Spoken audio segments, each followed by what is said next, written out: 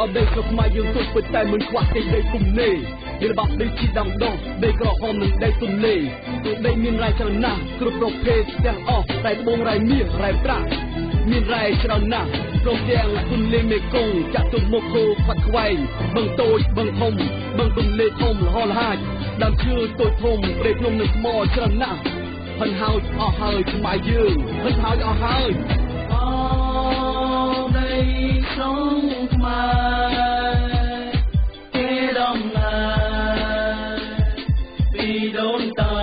dương thời chui em xa ចា៎នេះខ្ញុំយេនសុបេរីសូមជម្រាបសួរប្រិមិត្តនិងបងប្អូនប្រជាពលរដ្ឋទាំងអស់ដែលកំពុងតែបានស្ដាប់ការផ្សាយពីវិទ្យុសំបុកឃ្មុំ FM 105ជាទីគោរពនិងជាទីមេត្រីចា៎នៅក្នុងការផ្សាយព្រឹកនេះចាប់ពីម៉ោង 9:32 នាទីនេះរហូតដល់ម៉ោង 11 ព្រឹកលោកស្រីនាងកញ្ញានឹងបានស្ដាប់កម្មវិធីតុកមូលដែលមានឈ្មោះថាកម្មវិធីមិនភូតផលហើយសម្រាប់ថ្ងៃនេះគឺអ្នកចូលរួមលោកខំវាសនាប្រធានគណៈបកសម្ព័ន្ធដើម្បីប្រជាធិបតេយ្យចា៎ដោយដែលលោកអ្នកបានជ្រាបហើយថាការអញ្ជើញគណៈបកនយោបាយចូលរួមក្នុងកម្មវិធីតុកមូលមិនភូតផលនេះគឺមានគណៈបកសិទ្ធិមនុស្សគណៈបកសំរងស៊ីនិងគណៈបកសម្ព័ន្ធដើម្បីប្រជាធិបតេយ្យហើយថ្ងៃនេះគឺត្រូវគណៈបកសម្ព័ន្ធដើម្បីប្រជាធិបតេយ្យចូលរួមហើយគណៈពេលនេះលោកខំវាសនាដែលជាប្រធានគណៈបកសម្ព័ន្ធដើម្បីប្រជាធិបតេយ្យក៏បានមកដល់បន្ទប់ផ្សាយដែរហើយនេះខ្ញុំសូមអនុញ្ញាតជម្រាបសួរលោកខំវាសនាបាទជម្រាបសួរយិនសុបេរីចាសូមអរគុណច្រើនលោកឃើញថាតបតាមការអញ្ជើញរបស់លោកប្រធានមុំសូណាំងដូគឺមានគណៈបកសិទ្ធិមនុស្សហើយនិងគណៈបកសម្ព័ន្ធដើម្បីប្រជាធិបតេយ្យយល់ព្រមចូលរួមក្នុងកម្មវិធីនេះហើយនៅក្នុងលិខិតឆ្លើយតបរបស់លោកប្រធានខំវាសនានេះខ្ញុំសូមអនុញ្ញាតអានជូនប្រិយមិត្តអ្នកស្ដាប់បន្តិចចាឃើញថាលោកបានសរសេរថាគោរពជូនលោកប្រធានវិទ្យុសំបុកឃ្មុំ FM 105 MHz កម្មវត្ថុការចូលរួមកម្មវិធីតុកមូលថ្ងៃទី 14 ខែធ្នូ ឆ្នាំ 2011 យោងលិខិតប្រធានវិទ្យុសំបុកឃ្មុំសម្លេងប្រជាពលរដ្ឋលេខ 028 11 សបខចុះថ្ងៃទី 5 ខែធ្នូ ឆ្នាំ 2011 សេចក្តីដោយមានចែងក្នុងកម្មវត្ថុនឹងយោងខាងលើខ្ញុំសូមជម្រាបលោកប្រធានវិទ្យុសំបុកឃ្មុំ FM 105 MHz ឲ្យបានជ្រាបថាខ្ញុំនឹងចូលរួមកម្មវិធីតុកមូលដែលនឹងប្រព្រឹត្តទៅនៅថ្ងៃពុធទី 14 ខែធ្នូ ឆ្នាំ 2011 ចាប់ពីម៉ោង 9:30 នាទីដល់ម៉ោង 11 ព្រឹកតាមការអញ្ជើញរបស់លោកប្រធានកន្លងមកគណៈបកសម្ព័ន្ធដើម្បីប្រជាធិបតេយ្យបានធ្វើសេចក្តីថ្លែងការណ៍គាំទ្រដល់គំនិតនិងសកម្មភាពបង្រួបបង្រួមដើម្បីប្រយោជន៍ប្រទេសជាតិនិងបម្រើផលប្រយោជន៍ប្រជាពលរដ្ឋជាម្ចាស់ប្រទេសជាពិសេសរូបខ្ញុំផ្ទាល់ក៏បានធ្វើការបកស្រាយបំភ្លឺដល់ជនរួមជាតិពីទស្សនៈនិងគោលជំហររបស់គណៈបកសម្ព័ន្ធដើម្បីប្រជាធិបតេយ្យទាក់ទងដល់ការរួបរวมនេះដែរឆ្លៀតឱកាសនេះខ្ញុំសូមជម្រាបជូនលោកប្រធានវិទ្យុសំបុកឃ្មុំ FM 105 ឲ្យបានជ្រាបថាសុចរិតភាពជាបាតគ្រឹះគ្រប់អរិយាប័ត្រនយោបាយរបស់ក្រមសម្ព័ន្ធដើម្បីប្រជាធិបតេយ្យ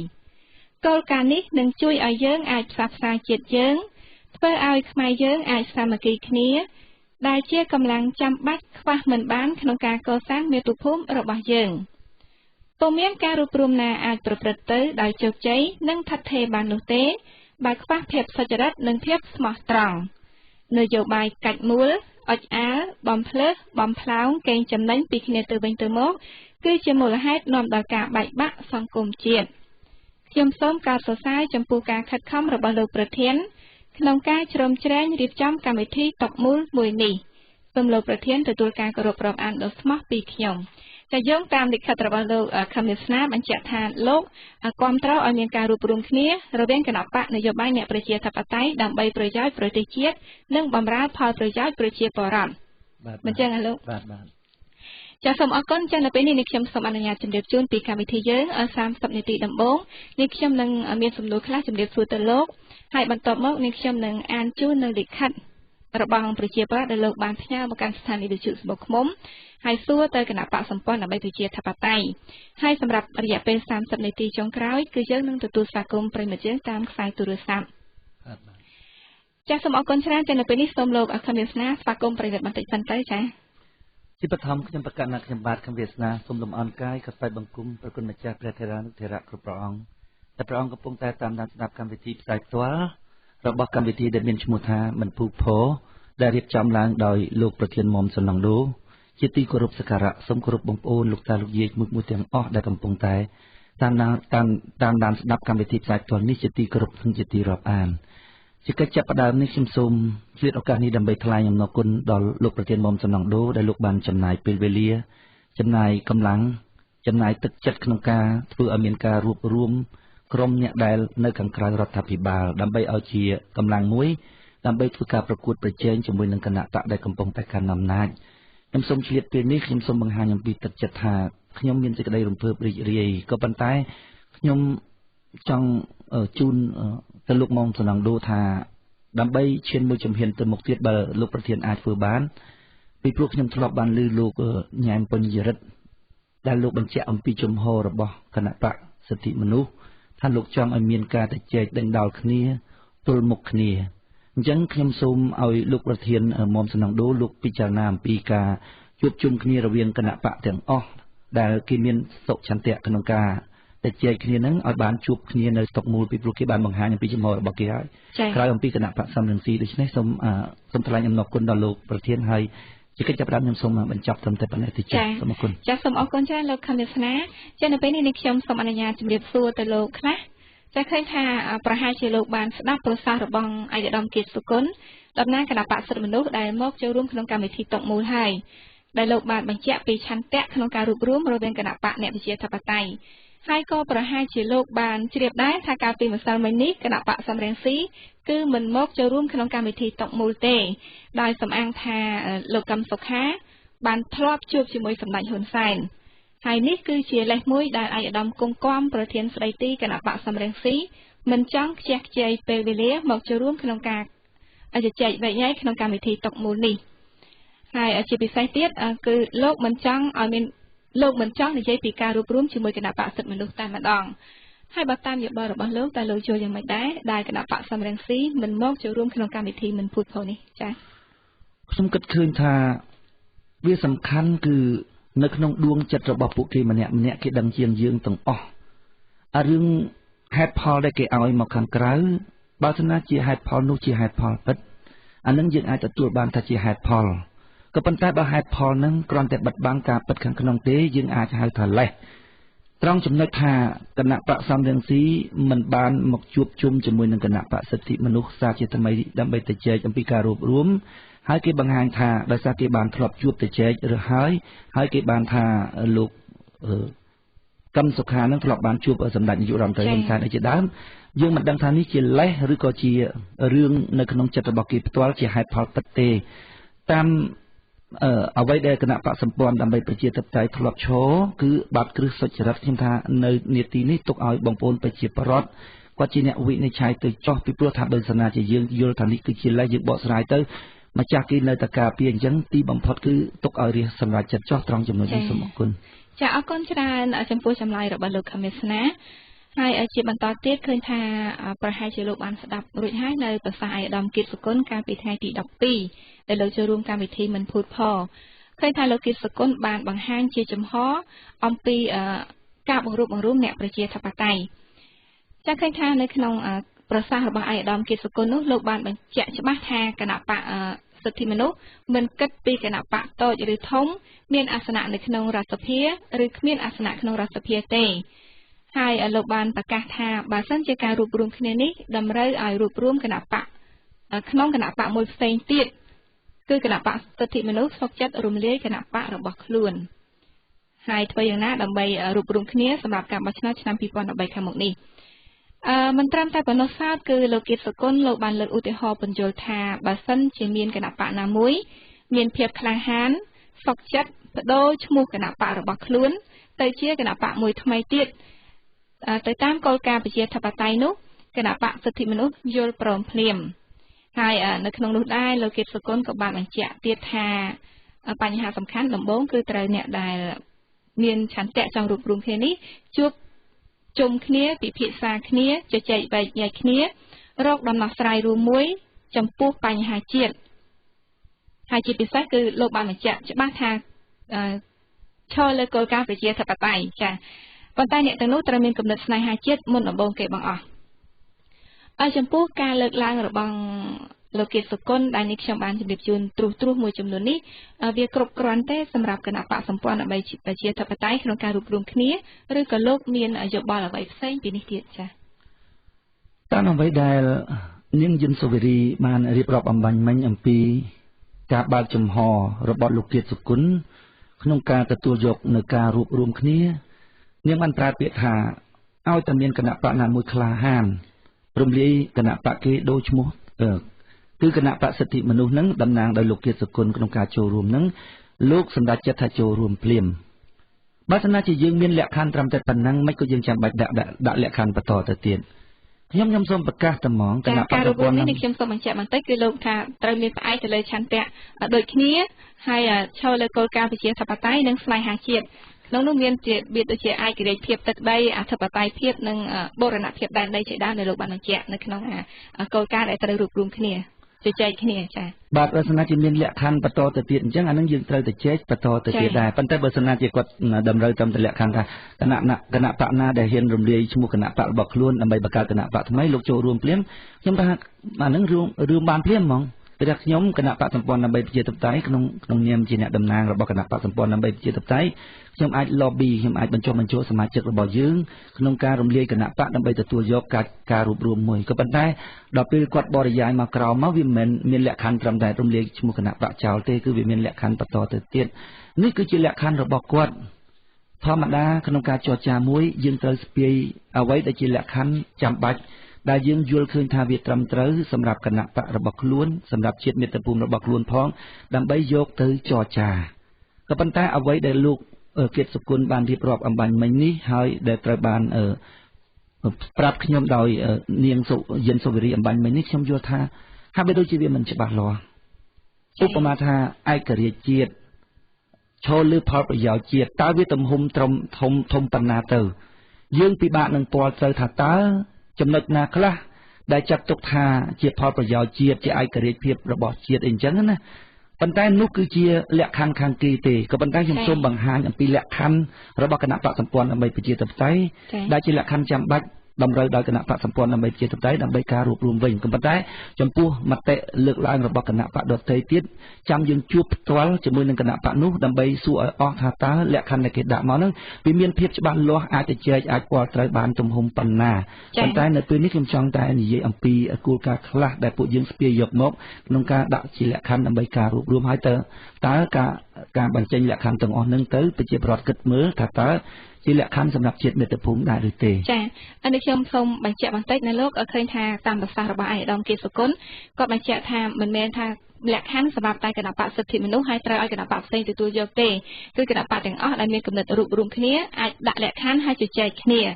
ហើយម្យ៉ាងទៀតការដែលថាគណៈបកមួយថ្មីអាចមានភាពក្លាហានបដូរឈ្មោះគណៈបករបស់ខ្លួននោះគឺសម្រួលក្នុងការដោយថាគណៈបកមួយនោះបានទទួលស្គាល់ដោយក្រសួងមហាផ្ទៃរួចហើយជៀសវាងការបង្កើតគណៈបកថ្មីមួយទៀតដែលខ្លាចថាមានការរំខានឬក៏ពន្យាពេលមិនឲ្យគណៈបកថ្មីមួយទៀតដែលសុំសិទ្ធិបង្កើតនោះចុះឈ្មោះតាន់ឆ្នាំ2013តែចំណុចនេះដែលថាមានគណៈបកមួយថ្មីមានគណៈបកមួយមានភាពក្លាហានបដូរឈ្មោះរបស់ខ្លួនដើម្បីមិនជាបញ្ហាអ្វីទេចំពោះការផ្លាស់ប្ដូរឈ្មោះគណៈបកសម្ព័ន្ធដើម្បីប្រជាធិបតេយ្យផ្លាស់ប្ដូរក៏បានគណៈបកសិទ្ធិមនុស្សផ្លាស់ប្ដូរក៏បានក៏ប៉ុន្តែឥឡូវខ្ញុំសូមឲ្យនាងយិនសូវេរីលើកឡើងម្ដងទៀតអំពីចំណុចសំខាន់ដែលជាគោលការណ៍គន្លឹះដែលជាលក្ខខណ្ឌក្រៅអំពីការរំលាយឈ្មោះគណៈបកណាមួយនឹងជាលក្ខខណ្ឌរបស់គណៈបកសិទ្ធិមនុស្សថាតើគេមានលក្ខខណ្ឌអ្វីខ្លះដើម្បីបញ្ជាក់ប្រាប់ប្រជាពលរដ្ឋថាសូមបងប្អូនពិនិត្យមើលលក្ខខណ្ឌមើលថាតើមកសម័យខ្លួនដែលគេនិយាយហ្នឹងគេមានការច្បាស់លាស់អំពីលក្ខខណ្ឌដែលគេស្ពាយមកពីផ្ទះហ្នឹងដើម្បីយកមកចរចាដែរឬទេខ្ញុំសូមឲ្យកញ្ញាសូមយិនសូវេរីហ្នឹងចាបើតាមស្ដាប់ប្រសាសន៍ឯកឧត្តមគិតសុគន្ធលោកបានបញ្ជាក់ត្រួសអំពីគោលបំណងក្នុងការរួបរวมគ្នាទីមួយត្រូវមានឆន្ទៈដោយសារតែពេលវេលាយើងមានកំណត់ហើយម្យ៉ាងទៀតលោកបានបញ្ជាក់ឲ្យបើសិនជាគណៈបកនយោបាយដែលមានបំណងចង់រួបរวมគ្នាដំបូងគឺត្រូវជួបចរចាគ្នាពិភាក្សាគ្នាផ្ទាល់ក៏ប៉ុន្តែយ៉ាងហោចខណ្ឌណាខ្លះដែលត្រូវនិយាយគ្នាក៏ប៉ុន្តែយ៉ាងហោចណាស់ក៏ត្រូវឲ្យលក្ខខណ្ឌច្បាស់លាស់មួយដែលជាគូចំហរបស់គណៈបកដែរប៉ុន្តែដូចកញ្ញាយិនសូវេរីមិញនិយាយថាត្រូវមានឆន្ទៈដូចគ្នា ទី1ចាឈរលើគោលការណ៍ប្រជាធិបតេយ្យ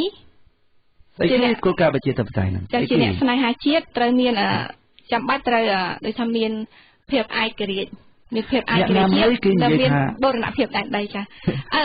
ឡូវចេះចាស់នេះខ្ញុំដើម្បីជៀសវាងការធ្វើការបកស្រាយមានភាពវែងឆ្ងាយចំពោះបញ្ហានេះអ្វីដែលនេះខ្ញុំជម្រាបជូនទ្រោះគឺជាប្រសាសន៍របស់ឯកឧត្តមគិតសកុលខ្លះតែប៉ុណ្ណោះហើយបើសិនជាខាងគណៈបកសម្ព័ន្ធដើម្បីប្រជាធិបតេយ្យយល់ថាលោកចង់មានការរួបរวมដែរអានេះគឺលោកនឹងគណៈបកសិទ្ធិមនុស្សអាចចរចាគ្នាផ្សេងទៀតនេះខ្ញុំមិនមែនជាអ្នកខ្ញុំគ្រាន់តែចង់ដឹងថាតើគាត់ស្គាល់លក្ខខណ្ឌអ្វីខ្លះយកមកចរចាគាត់ត្រូវតែច្បាស់មុនគេដល់ពេលដូចមិញកញ្ញាយិនសាវរីថាខ្ញុំសូមជម្រាបជូនទ្រោះគាត់អាទ្រោះហ្នឹងគឺថាវាមិនច្បាស់រួចទៅហើយស្អីគេទ្រោះចាព្រោះថានេះខ្ញុំត្រូវជម្រាបជូនទៅប្រសាសន៍របស់អាដាមគិតសកុលខ្លះមិនអាចនិយាយទាំងអស់ទាំងស្រុងបានតែម្ដងទេចាគណៈបកសម្ព័ន្ធដើម្បីប្រជាធិបតេយ្យវិញយើងដាក់1 2 3 4ដល់ពេលហ្នឹងថ្ងៃក្រោយមកបើសិនជាគេសួរពីគណៈបកសម្ព័ន្ធដើម្បីប្រជាធិបតេយ្យកញ្ញាយិនសាវរីមិនចាំបាច់និយាយទ្រោះទេគឺថា1អញ្ចេះ2អញ្ចេះ3អញ្ចេះ4អញ្ចេះហ្មងចាឃើញថាឥឡូវចេះចោះនិយាយអំពីគណៈបកសម្ព័ន្ធដើម្បីប្រជាធិបតេយ្យវិញថាតើលោកមានលក្ខខណ្ឌអីខ្លះសម្រាប់គណៈបកសម្ព័ន្ធដើម្បីប្រជាធិបតេយ្យយើងមានលក្ខខណ្ឌតែ4យ៉ាងទេហើយសូមឲ្យប្រជាប្រដ្ឋទាំងអស់គ្នាគិតពិចារណាទាំងអស់គ្នាថាតើលក្ខខណ្ឌទាំង4ហ្នឹងជាលក្ខខណ្ឌដែលឆ្លើយតបជាផលប្រយោជន៍ជាតិដែរឬទេយើងគិតមើលតើលក្ខខណ្ឌទាំង4ដែលគណៈបកសម្ព័ន្ធដើម្បីប្រជាធិបតេយ្យដាក់ចុះទៅដើម្បីធ្វើការចរចាឲ្យប្រជាប្រដ្ឋទាំងអស់យកទៅពិចារណាថាតើវាជាផលប្រយោជន៍ជាតិដែរឬទេទី1គឺគោលដៅទី2គឺចំណុចចាប់ផ្ដើមទី3គឺអេរិយាប័ត្រនយោបាយនិងទី4គឺធនធានមនុស្សដែលត្រូវយកទៅឈរឈ្មោះនិងក្លាយទៅជាបេក្ខជនសម្រាប់នាយករដ្ឋមន្ត្រីឬក៏ជារដ្ឋមន្ត្រីយើងទៅចែកគ្នាតែ4ចំណុចហ្នឹងទេគោលដៅគឺយើងមើលឃើញថាបញ្ហាស្រុកទេសទាំងអស់កើតមកពីអំណាចប្រមូលផ្ដុំអញ្ចឹងគណៈបកយើងយកគោលដៅគឺការកាត់បន្ថយអំណាចរដ្ឋដោយប្រើយន្តការ8ចំណុចយើងអាចទៅជែកគ្នាអំពីយន្តការហ្នឹងទៅជា9ចំណុចឬកាត់បន្ថយមកនៅត្រឹម7ចំណុចក៏ប៉ុន្តែត្រូវមានគោលដៅមួយគឺការកាត់បន្ថយអំណាចរដ្ឋនេះគឺជាគោលដៅមួយដែលយើងត្រូវទៅជែកទី2គឺចំណុចចាប់ផ្ដើមយើងមិនធ្វើនយោបាយដេញតាមសញ្ញាឆ្នោតរបស់ប្រជាប្រដ្ឋទេចំណុចចាប់ផ្ដើមរបស់យើងគឺយើងកែផ្នត់គំនិតរបស់ប្រជាប្រដ្ឋអ្វីដែលយើងយល់ឃើញថាត្រូវយើងទាញប្រជាប្រដ្ឋឲ្យមកយល់តាមយើងមិនយករាជធ្វើត្រីវិស័យទេឥតមានការធ្វើនយោបាយដើម្បីទាំងអស់គ្នាណាដែលមិនចាប់ផ្ដើមពីពួកយើងទាំងអស់គ្នាទេប្រជាប្រដ្ឋខ្មែរគាត់យល់ថាអ្នកនយោបាយផ្សេងគណៈបកផ្សេងប៉ុន្តែឥឡូវនេះយើងនាំប្រជាប្រដ្ឋឲ្យផ្លាស់ប្ដូរផ្នត់គំនិតថាគណៈបកនយោបាយគឺជាគណៈបករបស់គាត់ដូច្នេះគាត់ត្រូវចេញលុយគាត់ត្រូវចូលរួមធ្វើទាំងអស់តើអ្នកយល់ព្រមអំពីចំណុចចាប់ផ្ដើមដែរទេទី3គឺអេរិយាប័ត្រនយោបាយអេរិយាប័ត្រនយោបាយគឺបាតគ្រឹះវាត្រូវតែសុចរិតខ្ញុំសូមបញ្ជាក់ថាការនិយាយអួតអាងបំផ្លើសបំផ្លោងឆ្លៀតឱកាសសុទ្ធសឹងតែឈរលើបាតគ្រឹះទុច្ចរិតទាំងអស់នេះគឺជាអរិយាប័ត្រនយោបាយដែលគណៈបកសម្ព័ន្ធដើម្បីប្រជាធិបតេយ្យប្រកាន់យកគឺសុចរិតពីព្រោះយើងយល់ឃើញថាកាលណាយើងផ្ដើមពីទុច្ចរិតវានាំឲ្យមានអរិភាពក្នុងចំណោមអ្នកនយោបាយដូចគ្នាកុំចាំបាច់តែយើងទៅមួលបង្កាច់គេគ្រាន់តែយើងអួតហ្នឹងណាគេស្គិញមុខយើងគេចង់វាយយើងគេចង់ថាឲ្យយើងអញ្ចឹងបានយើងថាបាតគ្រឹះសុចរិតភាពមានប្រមាណនិយាយប៉ុណ្ណឹងតើគេអាចនិយាយគ្នាត្រង់ចំណុចនេះបានដែរដល់ចំណុចទី4គឺធនធានមនុស្ស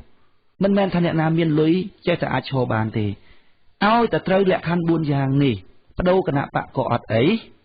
យើងទៅចូលជាមួយគេក៏អត់អីសម្រាប់ខ្លួនខ្ញុំមួយខ្ញុំប្រកាសរួចហើយគឺថាខ្ញុំអត់ឈរជាមួយទាំងអស់ខ្ញុំចូលរួមជាលុយជាកាក់ខ្ញុំចូលរួមជាកម្លាំងជួយធ្វើទាំងអស់ឲ្យតែត្រូវលក្ខខណ្ឌ4យ៉ាងនេះហើយការទៅចែកការរួបរวมត្រូវធ្វើតាមលំអានប្រជាធិបតេយ្យជាពិសេសគឺការទៅចែកនៅតុមូលចំហឲ្យប្រជាប្រដ្ឋបានដឹងឮផងចា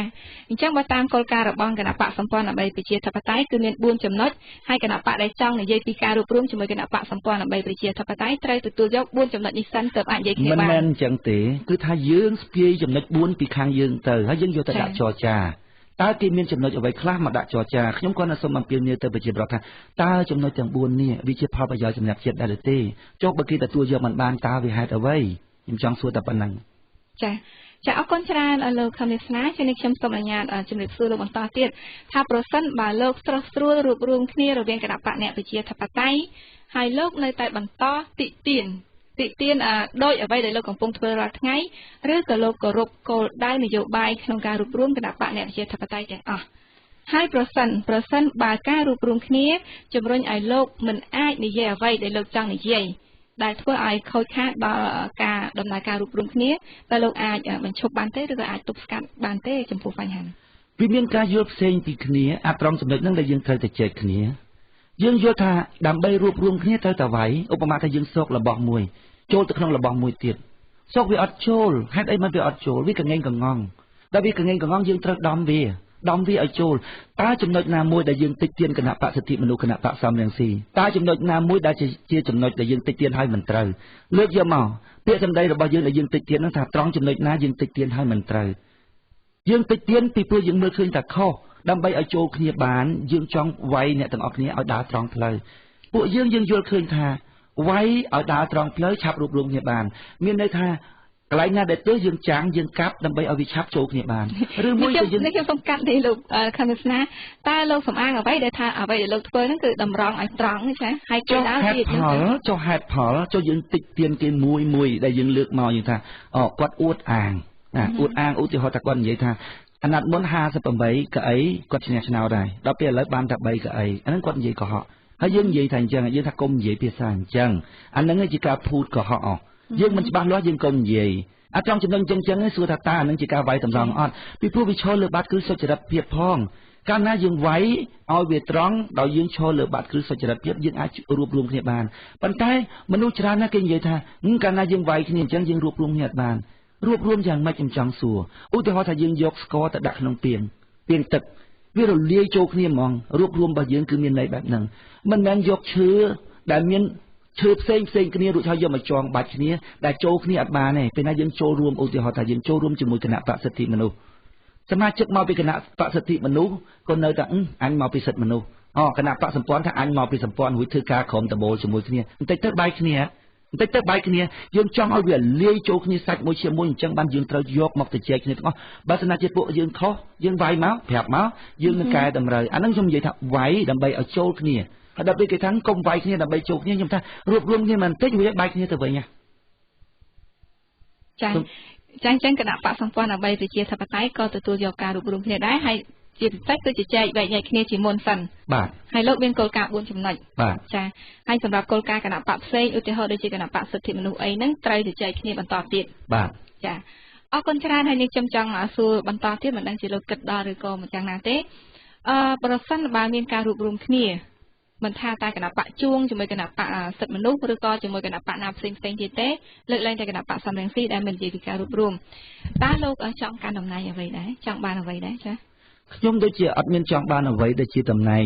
សម្រាប់មុខនីតិនៅក្នុងរដ្ឋាភិបាលឬក្នុងរដ្ឋសភាទេក៏ប៉ុន្តែខ្ញុំចង់មានកន្លែងណាមួយដែលនៅក្នុងបកខ្ញុំអាចមើលអំពីដំណើរការនៃការប្រព្រឹត្តទៅដោយសុចរិតហើយនឹងផ្ទៀងផ្ទាត់ពីដំណើរការនៃការអនុវត្តទៅវាដល់គោលដៅបានតែប៉ុណ្្នឹងទេខ្ញុំអត់ចង់បានតំណែងឬតួនាទីអីធំនៅក្នុងបកទេក៏ប៉ុន្តែខ្ញុំគ្រាន់តែចង់នៅកន្លែងណាមួយដែលខ្ញុំអាចមើលថាដំណើរការនឹងវាឈានចូលទៅដល់កន្លែងនឹងបានទាំងការដំណើរការផ្ទៃក្នុងទាំងយុទ្ធសាស្ត្ររបស់គណៈបកទាំងការជ្រើសរើសធនធានមនុស្សតាំងពីការកែលម្អអិរិយាបថនយោបាយអីក្រៅពីនឹងខ្ញុំសូមប្រកាសថាខ្ញុំអត់ឈរឈ្មោះជាតំណាងរាស្ត្រឬក៏ខ្ញុំអត់ទៅជារដ្ឋមន្ត្រីទៅជានាយករដ្ឋមន្ត្រីបេក្ខជននេះខ្ញុំអត់ចង់បានទេចាចឹងទៅថ្ងៃអនាគតលោកអត់ចង់ខ្លាចជាអ្នកដឹកនាំជានាយករដ្ឋមន្ត្រីអីទេហើយស្ថាប័នណាមួយដែលលោកចង់ធ្វើនោះក្នុងគណៈបករបស់យើងមិនទាន់ទៅជែកគ្នាអំពីបញ្ហាអស់នេះទេពីព្រោះថាក្មេងខ្មែរដែលចូលរួមជាមួយនឹងពួកយើងនឹងពួកគេក៏មានសមត្ថភាពអាចនឹងកាន់តំណែងណាមួយនៅក្នុងគណៈបករបស់យើងហើយនឹងឈានទៅដល់ការកាន់ការងារស្រុកទៀតដែរយើងមិនទាន់បានទៅជែកគ្នាដល់ចំណុចនេះយើងនៅលោកពុកតបានដល់បញ្ហានេះទេចាក៏ប៉ុន្តែចំពោះការរួបរวมគ្នាបើសិនជាមានការរួបរวมគ្នាមែនលោកមិនចង់បានតំណែងអ្វីធំដុំនៅក្នុងបកក្នុងការរួបរวมគ្នានេះទេអត់ទេហើយឆោកន្លែងមួយដែលលោកថាអាចមើលឃើញចំពោះដំណើរការគណៈបកថ្មីដែលមានការរួបរวมគ្នានឹងតំណែងនេះតំណែងអីដែរខ្ញុំមិនទាន់បានគិតដល់ចំណុចនឹងច្បាស់លាស់ទេជាពិសេសគឺខ្ញុំចង់បញ្ចេញមតិយោបល់កន្លែងដែលខ្ញុំអាចបញ្ចេញមតិយោបល់នៅក្នុងវេទិកាសាធារណៈអីបានប៉ុណ្ណឹងណាគឺថាมันមានតំណែងអីក្នុងបកឲ្យធំដុំក៏បានដែរពីព្រោះកន្លែងហ្នឹងខ្ញុំអាចកែតម្រូវមនុស្សបានហើយយើងអាចទៅចែកគ្នាក្នុងទីសាធារណៈទោះបីជាក្នុងគណៈបកដែលយើងត្រូវទៅចែកក៏យើងគួរតែយកមកទៅចែកខាងក្រៅដែរពីព្រោះរឿងទាំងអស់ជារឿងរបស់ជាតិវាគួរឲ្យតែប្រជាប្រដ្ឋឮខ្ញុំមិនគិតថាយើងត្រូវតែមានការទៅចែកក្នុងគណៈបកហ្នឹងដាច់ដោយឡែករួចហើយទៅចែកខាងក្រៅដាច់ដោយឡែកអីខ្ញុំអត់គិតថាអញ្ចឹងទេជាទូទៅគឺរឿង ត្រូវតែយកមកទៅចែកក្នុងទីសាធារណៈកន្លែងណាដែលខ្ញុំអាចបញ្ចេញមតិយោបល់បានគឺគ្រប់គ្រាន់ហើយសម្រាប់ខ្ញុំចាអរគុណច្រើនចឹងសរុបសេចក្តីទៅឃើញថាគណៈបកសម្ព័ន្ធដើម្បីប្រជាធិបតេយ្យក៏គ្រប់គ្រងការរួបរวมគ្នាដែរបាទហើយនេះខ្ញុំចង់បញ្ជាក់នេះតើសម្ដៅទៅលើគណៈបកណាខ្លះដែលគណៈបកសម្ព័ន្ធដើម្បីប្រជាធិបតេយ្យចង់រួបរวมជាមួយពីព្រោះយើងចង់ឲ្យមានចលនាតែពីរដើម្បីប្រកួតប្រជែងឲ្យវាដឹងចាញ់ដឹងឈ្នះយើងចង់មានតែពីរប៉ុន្តែស៊ីសងទៅលើឆន្ទៈរបស់គណៈបកដទៃទៀតណាគឺមានហេតុផលគេចង់រួបរวมឬមិនរួបរวมយើងចង់រួបរวมគណៈបកក្រៅរដ្ឋាភិបាលទាំងអស់ហើយឲ្យតែយើងទៅចែកលក្ខខណ្ឌបានគឺថាយើងរួបរวมទាំងអស់ឲ្យវាចេញជាធ្លុងតែពីរទៅចេញជាតែពីរចលនាពីរចរន្តដើម្បីឲ្យពីរនេះមកលេខថាគណៈបកកណ្ដាលអំណាចមួយគណៈបកប្រឆាំងមួយបាទចាអរគុណច្រើនសម្រាប់ការឆ្លើយតបរបស់លោកខឹមវាសនាទៅនឹងសំណួរនេះខ្ញុំខ្លះហើយនេះខ្ញុំសូមជម្រាបជូនផងដែរថាតកតជាមួយអ្វីដែលខ្ញុំបានលើកឡើងអំពីប្រសាសន៍របស់ឯកឧត្តមគិតសុគន្ធដែលនេះខ្ញុំប្រើពាក្យថាត្រួសមួយចំនួននោះដោយសារតែឯកឧត្តមគិតសុគន្ធលោកបានបញ្ជាក់ច្បាស់ហើយច្រើនដូច្នេះនេះខ្ញុំមិនអាចយកប្រសាសន៍របស់ឯកឧត្តមគិតសុគន្ធមកជម្រាបជូនអត្ថាធិប្បាយឲ្យអស់សេចក្តីនៅទីនេះបានទេព្រោះថាពេលវេលាយើងមានកំណត់ហើយវេទិកានេះគឺសម្រាប់គណៈបកសម្ព័ន្ធដើម្បីប្រជាធិបតេយ្យពីហើយម្យ៉ាងទៀតមានសំណួររបស់ប្រិមិត្តយើងតាមលិខិតដែលសរសេរមកស្ថានីយវិទ្យុស្វឃ្មុំមានទាំងក្នុងប្រទេសនិងក្រៅប្រទេសដែលចង់សួរទៅលោកខំវាសនាដើម្បីលោកឆ្លើយតបដូច្នេះនៅពេលនេះរយៈពេល30នាទីក៏ឃើញថាសំណួរនេះខ្ញុំបញ្ចប់ហើយបន្តនេះខ្ញុំនឹងសួរសំណួរតាមលិខិតវិញម្ដងចា៎មិនមែនរងខ្លៅដូចអ្នកខ្លះភ្លេចខ្លួនភ្លេចជាតិភ្លេចដើមកំណើតថាពួកគេជាខ្មែរពីនេះសូមស្រែកមួយម៉ាត់ឲ្យខ្លាំងថាឲ្យលឺថាពួកយើងជាខ្មែរគេរំលាយមិនហៅអស់ហើយខ្មែរយើងចាសសូមអរគុណច្រើនចឹងពេលនេះខ្ញុំសូមអនុញ្ញាតអានលិខិតសំណួរប្រិយមិត្តយើងតាមដែលសរសេរមកកាន់ស្ថានីយវិទ្យុស្វឃ្មុំតែម្ដងណាបាទចាសជាដំបូងគឺនេះខ្ញុំសូមលើកយកសំណួររបស់លោកតាជ័យនៅខេត្តកណ្ដាលលោកតាជ័យបានសួរថាគឺសូមឲ្យលោកខំវាសនានឹងជ្រើសរើសមួយចំណុចក្នុងនោះមាន3ចំណុចទី1ជាតើលោកជាពុទ្ធសាសនិកជនប្រតិបត្តិទី2ជាអ្នកប្រជាធិបតេយ្យទី3ជាអ្នកស្នេហាជាតិតើលោកជ្រើសរើសចំណុចមួយណា3ហ្នឹងចា៎មិនដឹងជាឲ្យបែងចែកឬយកមួយក្នុងចំណោម3យ៉ាងម៉េចបើសិនណាជាបើឧទាហរណ៍ថា3ហ្នឹងជាគុណសម្បត្តិល្អទាំងអស់ហើយយើងត្រូវយកមកដាក់ទៅក្នុងខ្លួនទាំងអស់ហើយឲ្យយើងជ្រើសរើសតែមួយខ្ញុំដូចអត់មានចម្លើយចំពោះសំណួរបែបហ្នឹងពីព្រោះអ្វីដែលលោកលើកឡើងមកហ្នឹងវាជាចំណុចល្អទាំងអស់គួរតែមនុស្សម្នាក់ៗបណ្ដុះដាក់ក្នុងខ្លួនមកប៉ុន្តែគ្រាន់តែខ្ញុំសូមទាញយោបល់អំពីរឿងពុទ្ធសាសនិកជនបន្តិចខ្ញុំមិនមែនពុទ្ធសាសនិកជនទេខ្ញុំចង់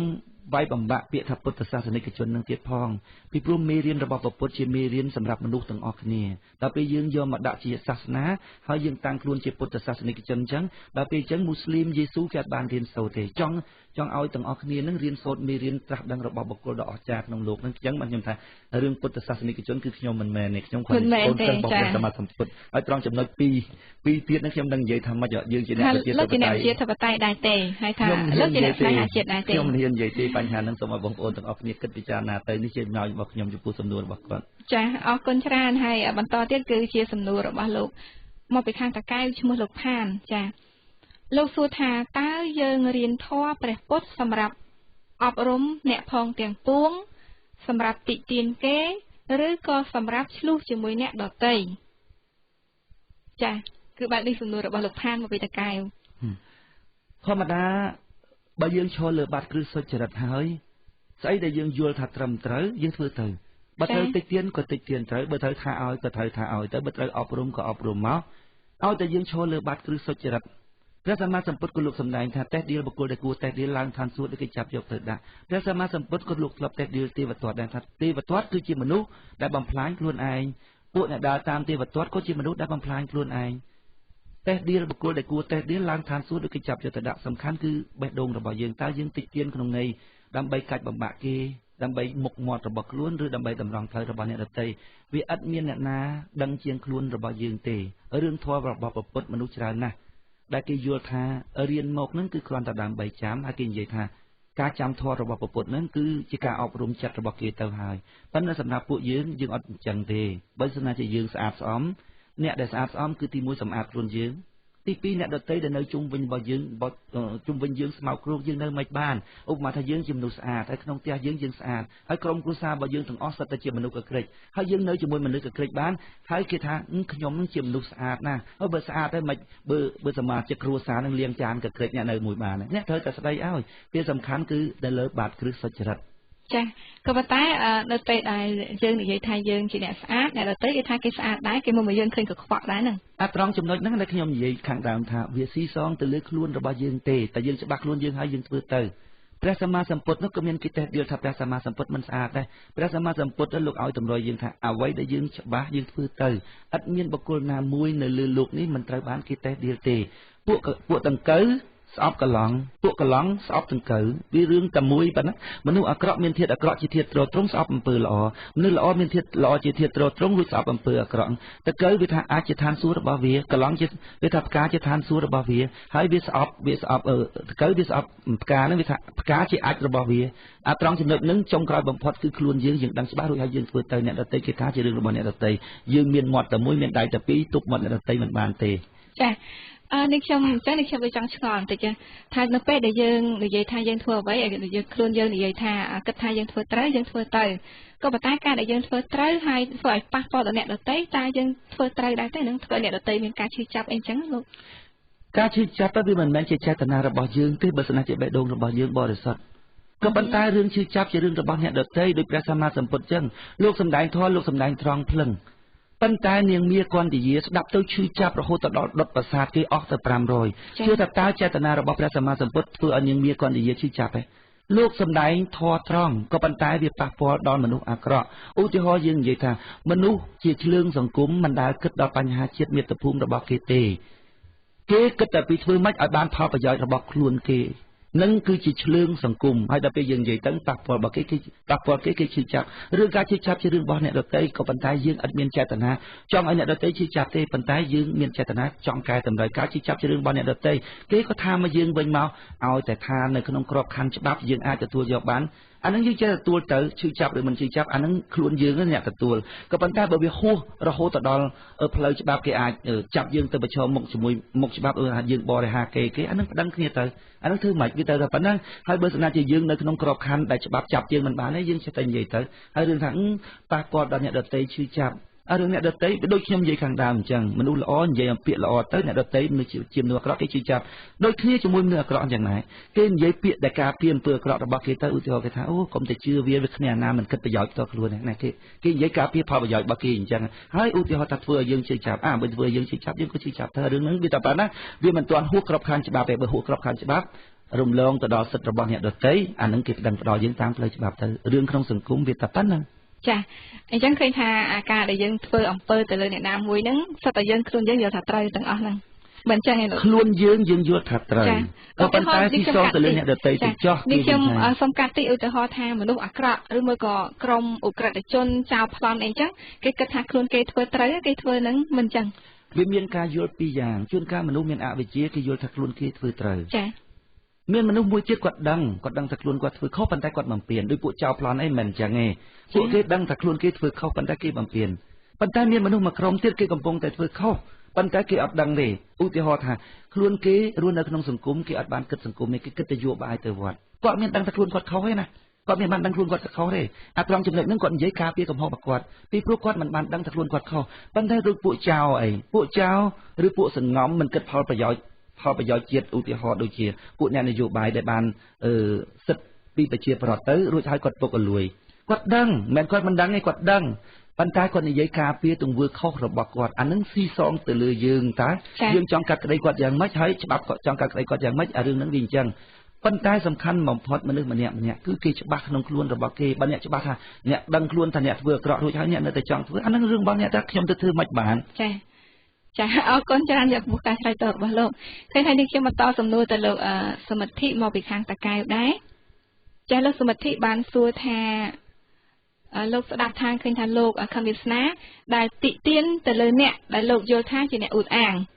មុននេះក៏លោកបានបញ្ជាក់ដែរកាលពីដើមកម្មវិធីថាលោកតែងតែធ្វើការតិទៀនទៅលើអ្នកដែលលោកយល់ថាជាអ្នកអួតអាងប៉ុន្តែគេអាចចោទទៅលើលោកវិញបានទេថាលោកកំពុងតែអួតអាងជាងអ្នកអួតអាងនោះទៅទៀត រឿងគេចោតទៅរឿងគេចោតធ្វើម៉េចខ្ញុំដូចខ្ញុំនិយាយខាងដើមខ្ញុំមានដៃតែពីរមានមាត់តែមួយទៅខ្ទប់គេមិនបានចាខ្ញុំចង់ប្រាប់ទៅបងប្អូនមិត្តអ្នកស្ដាប់ទាំងអស់ឲ្យសង្កេតអំពីលក្ខណៈអួតអាង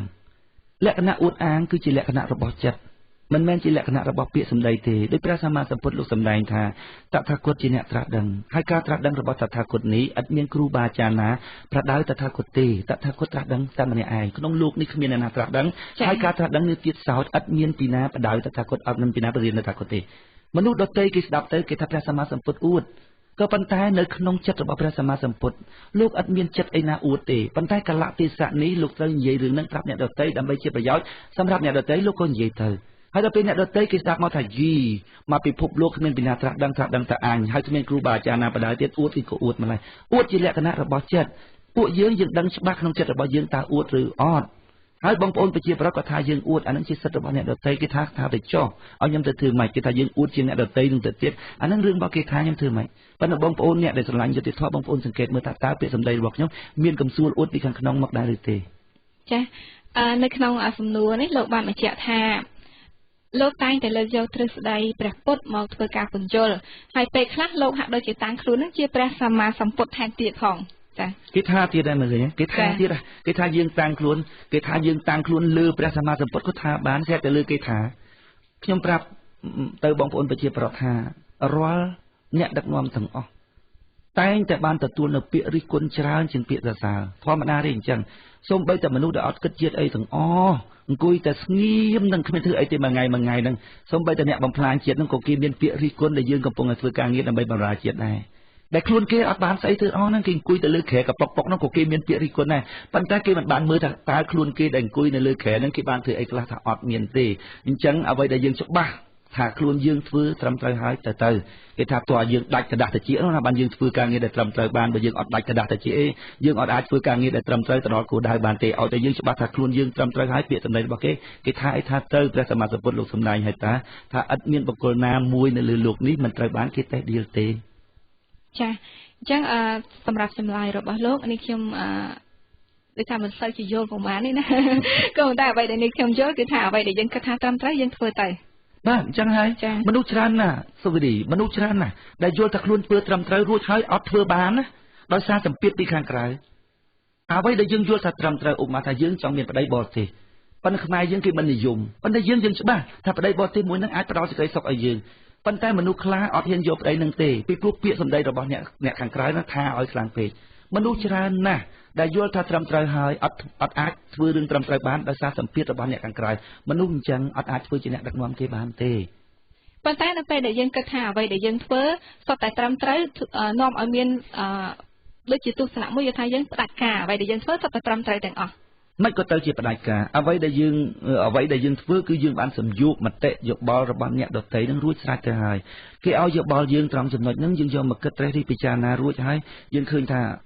ាចំណុចរបស់យើងគិតនឹងវាត្រឹមត្រូវយើងទៅមុខទៀតដល់ពេលយើងទៅមុខទៀតគេមកថាដដែលនឹងទៀតអាពាក្យដដែលនឹងទៀតដល់ពេលយើងស្ដាប់គេមកថាអាសំណួរហ្នឹងអញដោះស្រាយរួចតែឃើញអញត្រូវឯតាហួយទៅមុខទៀតយើងដើរបាន 4-5 ជំហានគេថាទៀតគេថាតែសំណួរដដែលនឹងទៀតបើយើងមិនច្បាស់លាស់យើងមុខទៅតម្លាក់អំពើល្អរបស់យើងចោលហើយមិនមែនយើងមិនយកយោបល់គេណាយើងយករួចហើយយើងយកមកគិតរួចហើយត្រេះរិះរួចហើយយើងឃើញថាត្រឹមត្រូវយើងទៅមុខទៀតហើយស្អីទៅផ្ដាច់ការនោះស្អីទៅផ្ដាច់ការការទទួលខុសត្រូវសំខាន់ណាស់ឧទាហរណ៍ថាខ្ញុំជាប្រធានអញ្ចឹងហើយគេឲ្យយោបល់ខ្ញុំមកហើយខ្ញុំយកមកគិតមកឃើញថាមិនត្រឹមត្រូវខ្ញុំទៅមុខទៀតទៅគេថាយើងផ្ដាច់ការខ្ញុំចង់សួរទៅវិញថាទាល់តែខ្ញុំយកយោបល់អ្នកឯងបាទអ្នកឯងថាខ្ញុំជប់ផ្ដាច់ការចាំអ្នកឯងអត់ផ្ដាច់ការទេអញ្ចឹងទី2ការទទួលខុសត្រូវឧទាហរណ៍ថាខ្ញុំយកតាមយោបល់គេរួចហើយខ្ញុំធ្វើទៅខុសសួរទៅដល់ពេលខុសគេបន្ទោខ្ញុំណាសួរថាតើខ្ញុំទៅប្រាប់គេថាអូយកុំតែលោកមួយនោះឲ្យយោបល់ខ្ញុំលោកនៅតកៅឥឡូវទៅអូសគាត់ឲ្យមកទទួលខុសត្រូវបានដែរឬទេសំខាន់គឺវាជាការទទួលខុសត្រូវការទទួលខុសត្រូវរបស់យើងអ្វីដែលយើងបានពីអ្នកដទៃមកយើងស្ដាប់យើងត្រេះរិះពិចារណាយើងចម្រោះរួចហើយយើងយកទុកជាគោលដែលយើងយល់ឃើញតែត្រឹមត្រូវឬយើងដើរទៅមុខទៀតអ្នកដទៃឲ្យយោបល់មកទៀតបើកំណត់ដដែលយើងអត់ស្ដាប់ទេព្រោះវាខាតពេលប៉ុន្តែបើកំណត់នឹងជាកំណត់ថ្មីយើងស្ដាប់ទៀតស្ដាប់ឲ្យយើងត្រេះរិះពិចារណាយើងឲ្យយោបល់ទៅវិញថាការគិតរបស់លោកមិនត្រូវទេយើងឲ្យយោបល់ចេះទៅជួនកាលកំណត់ទស្សនៈរបស់គាត់ខួរក្បាលរបស់គាត់រាក់ ហើយគាត់មិនយល់ពីទស្សនៈរបស់យើងដែលជ្រៅផងហើយគាត់គិតតែឲ្យយើងយកតាមគាត់ហើយចុះបើយើងងាកទៅលិចយកតាមគេងាកទៅកើតយកតាមគេសួរតើតើពេលណាយើងទៅដល់គោលដៅដែលយើងចង់បានរឿងផ្ដាច់ការមួយទៀតខ្ញុំចង់ប្រាប់បងប្អូនប្រជាប្រដ្ឋថារឿងផ្ដាច់ការមិនមែនរឿងអាក្រក់ទេណាគាត់ថាសម្រាប់តែឯងទេណាមានមេដឹកនាំផ្ដាច់ការលឿនលោកច្រើនណាស់ដែលដឹកនាំប្រទេសរីកចម្រើនដោយលីខ្វាន់យូអីពាក្យថាផ្ដាច់ការគាត់នៅន័យថាសម្រាប់តែឯងណាជួនកាលប្រជាធិបតេយ្យលេងស្រុកដូចឥណ្ឌាអីនោះប្រជាធិបតេយ្យមនុស្សល្ងងមកច្រើនទៅចែកគ្នាប៉ុន្តែវាអត់បានជាប្រយោជន៍អីផងកុំឲ្យបងប្អូនសម្គាល់ពាក្យថាផ្ដាច់ការហ្នឹងវាសុទ្ធតែនាំទៅដល់មហន្តរាយសម្រាប់ជាតិទាំងអស់មានន័យថាផ្ដាច់ការមានន័យថាសម្រាប់តែឯងតែប៉ុណ្ណឹងចាក៏ប៉ុន្តែយើងធ្លាប់ឮទេណាពាក្យថាការសម្រេចតែឯងមិនប្រសើរជាងច្រើនគ្នាបើមិនជាគំនិតច្រើនអាចមានគំនិតវែងជាងវាមិនចាំតែចឹងទាំងអស់ទេវាមិនពិតចឹងទាំងអស់ទេហើយយោបល់របស់គេក៏មិនប្រកាសថាខុសទាំងអស់ដែរមានចំណុចខ្លះឧទាហរណ៍គេនិយាយថាសំពៅគង់ពឹងសំប៉ានណាវាមានតែអាចមានចំណុចខ្លះដែរឧបមាថាក្មួយទៅស្រុកភ្នងហើយពួកនឹងសិតល្ងងទាំងអស់ហើយគេឲ្យយោបល់ហើយមតិច្រើនហើយក្មួយយល់ថាវាខុសហើយការពិតគឺវាខុសមែនសួរថាតើមតិយោបល់ច្រើនវាមានប្រយោជន៍អីដែរឬទេក្នុងកលៈទេសៈខ្លះអញ្ចឹងបានគេចែកការទទួលខុសត្រូវតើការងារណាសម្រាប់ដោយក្រុមតើការងារណាគេប្រគល់សិទ្ធិឲ្យបុគ្គលនឹងសម្រាប់ប៉ុន្តែវានៅក្នុងការទទួលខុសត្រូវបើអ្នកសម្រាប់ខុសតុលាការអ្នកប្រឈមមុខតុលាការអ្នកប្រឈមមុខជាមួយនឹងប្រជាប្រិយភាពក្នុងបករបស់អ្នកធ្លាក់ចុះក្នុងគណៈបកគេដកអ្នកចេញអីចឹងណាប៉ុន្តែដំបូងដៃគេបោះឆ្នោតផ្ដល់សេចក្តីទុកចិត្តផ្ដល់ការទទួលខុសត្រូវឲ្យបុគ្គលនឹងក្នុងការសម្រេចដោយបារ៉ាក់អូបាម៉ា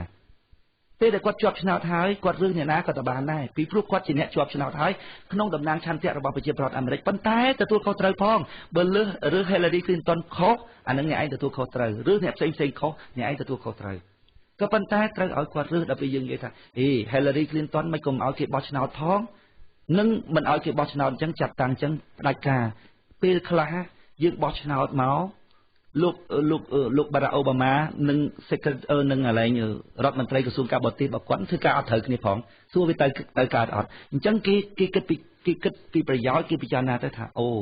ដើម្បីឲ្យធីមរបស់គាត់ធ្វើការកើតទុកឲ្យគាត់មានការទទួលខុសត្រូវឲ្យគាត់រើសចោះដូចគ្នាជាមួយការសម្រេចចិត្តខ្លះត្រង់ចំណុចខ្លះយើងជាប្រធានយើងសម្រេចចិត្តចោះក្នុងអាណត្តិរបស់អ្នកជាប្រធានប៉ុន្តែអ្នកទទួលខុសត្រូវក្រោយពីអ្នកសម្រេចរួចហើយទៅចូលគណៈកម្មការយុឬគណៈកម្មការអចិន្ត្រៃយ៍ដើម្បីឲ្យគេសួរនាំណាវាសំខាន់គឺការទទួលខុសត្រូវហើយវានៅក្នុងរង្វង់អាច control បានអត់បុព្វមាតុភូមិប្រមូលផ្ដុំអំណាចមកប្រទេសពេលហ្នឹងការសម្រេចរបស់យើងលែង control បានណាដល់លែង control បានវាចូលទៅដល់ភាពអនាធិបតេយ្យចាអរគុណច្រើនសម្រាប់ចម្លើយរបស់លោកខមេស្នាហើយជាបន្តទៀតគឺសំណួររបស់លោកធីនៅភ្នំពេញចាលោកធីសួរថាលោកជានរណាទី1ជាប្រធានគណៈបកនយោបាយដែលមិនខ្វល់ពីសន្លឹកឆ្នោតទី2លោកនិយាយអំពីលទ្ធិប្រជាធិបតេយ្យហើយលោកមិនយល់ព្រមទទួលយោបល់ពីអ្នកដទៃដែលផ្ទុយទៅនឹងគំនិតរបស់លោកហើយទី3លោកនិយាយអំពីជាតិក៏ប៉ុន្តែត្រូវតែអ្នកទាំងអស់គ្នាគាំទ្រ8ចំណុចរបស់លោកហើយថាតើលោកជានរណាលោកចង់បានអ្វីហើយលោកចង់ធ្វើអ្វីចាលោកធីនៅភ្នំពេញខ្ញុំនិយាយខ្លីថាខ្ញុំគឺខ្ញុំហ្នឹងរួចហើយខ្ញុំចង់ធ្វើអ្វីដែលខ្ញុំចង់ធ្វើហ្នឹងតែប៉ុណ្្នឹងហើយគាំទ្រឬមិនគាំទ្រជាសិទ្ធិរបស់អ្នកតាខ្ញុំធ្វើអ្វីនៅក្នុងក្របខ័ណ្ឌច្បាប់ក្របខ័ណ្ឌរដ្ឋធម្មនុញ្ញខ្ញុំគឺខ្ញុំនឹងខំវាសនាហ្នឹងហើយខ្ញុំធ្វើអ្វីដែលខ្ញុំចង់ធ្វើអ្នកមានសិទ្ធិគាំទ្រឬមិនគាំទ្របើខ្ញុំធ្វើខុសផ្លូវច្បាប់អ្នកប្តឹងទៅរឿងតែប៉ុណ្ណឹងចប់សពគ្រប់បាទប៉ុន្តែការធ្វើបែបហ្នឹងក៏ជាស្ទីលក្នុងការធ្វើនយោបាយមួយដែរពីព្រោះវាមានអ្នកគាំទ្រខ្ញុំក្នុងការធ្វើអញ្ចឹងដែរវាមិនមែនថាទាល់តែធ្វើតាមអ្នកដទៃហ្នឹងទើបមានការគាំទ្រទេព្រះសម្មាសម្ពុទ្ធបានសេចក្តីស្រឡាញ់គោដូចភ្នំពីព្រោះព្រះអង្គមិនដែលគិតដល់សេចក្តីស្រឡាញ់សោះឡើយប៉ុន្តែព្រះអង្គគិតតែពីជួយគេអស់លទ្ធភាពរួចហើយព្រះអង្គយល់ថាអ្វីដែលលោកយល់ថាត្រឹមត្រូវលោកធ្វើឧបមាថាគេមកសុំអំណោយពីព្រះសម្មាសម្ពុទ្ធលោកប្រាប់ថាតថាគតអត់មានអំណោយចែកអ្នកទេតថាគតមានតែធម្មទានព្រះសម្មាសម្ពុទ្ធយល់ថាមនុស្សល្ងងត្រូវចែកធម្មទានគេថាបើមិនចែកអំណោយឲ្យខ្ញុំអត់គាំទ្រលោកទេព្រះសម្មាសម្ពុទ្ធយល់ថាអត់ត្រូវលោកធ្វើតែរឿងត្រឹមត្រូវពួកយើងក៏ដូចគ្នាយើងធ្វើអ្វីដែលយើងយល់ថាត្រឹមត្រូវនៅក្នុងក្របខ័ណ្ឌច្បាប់អ្នកចង់គាំទ្រឬមិនគាំទ្រជាសិទ្ធិរបស់អ្នកបើខ្ញុំធ្វើហួសក្របខ័ណ្ឌច្បាប់អ្នកប្តឹងខ្ញុំទៅតែប៉ុណ្ណឹងអញ្ចឹងត្រឡប់មកវិញឆ្លើយតបនឹងសំណួរថាខ្ញុំខំវាសនាខ្ញុំកំពុងតែធ្វើអីថាខ្ញុំកំពុងតែធ្វើអ្វីដែលខ្ញុំចង់ធ្វើខ្ញុំមិនបាច់និយាយថាខ្ញុំធ្វើអ្វីដែលខ្ញុំយល់ថាត្រឹមត្រូវខ្ញុំនិយាយថាខ្ញុំធ្វើអ្វីដែលខ្ញុំចង់ធ្វើក្នុងក្របខ័ណ្ឌច្បាប់បើហួសក្របខ័ណ្ឌច្បាប់ប្តឹងខ្ញុំទៅតែប៉ុណ្ណឹងចា ហើយលោកបញ្ជាក់ថាតើលោកចង់បានអ្វីខ្ញុំចង់បានអ្វីចា៎ខ្ញុំតែងតែប្រាប់ប្រជាប្រដ្ឋថាសូមកុំជឿពាក្យរបស់គេថា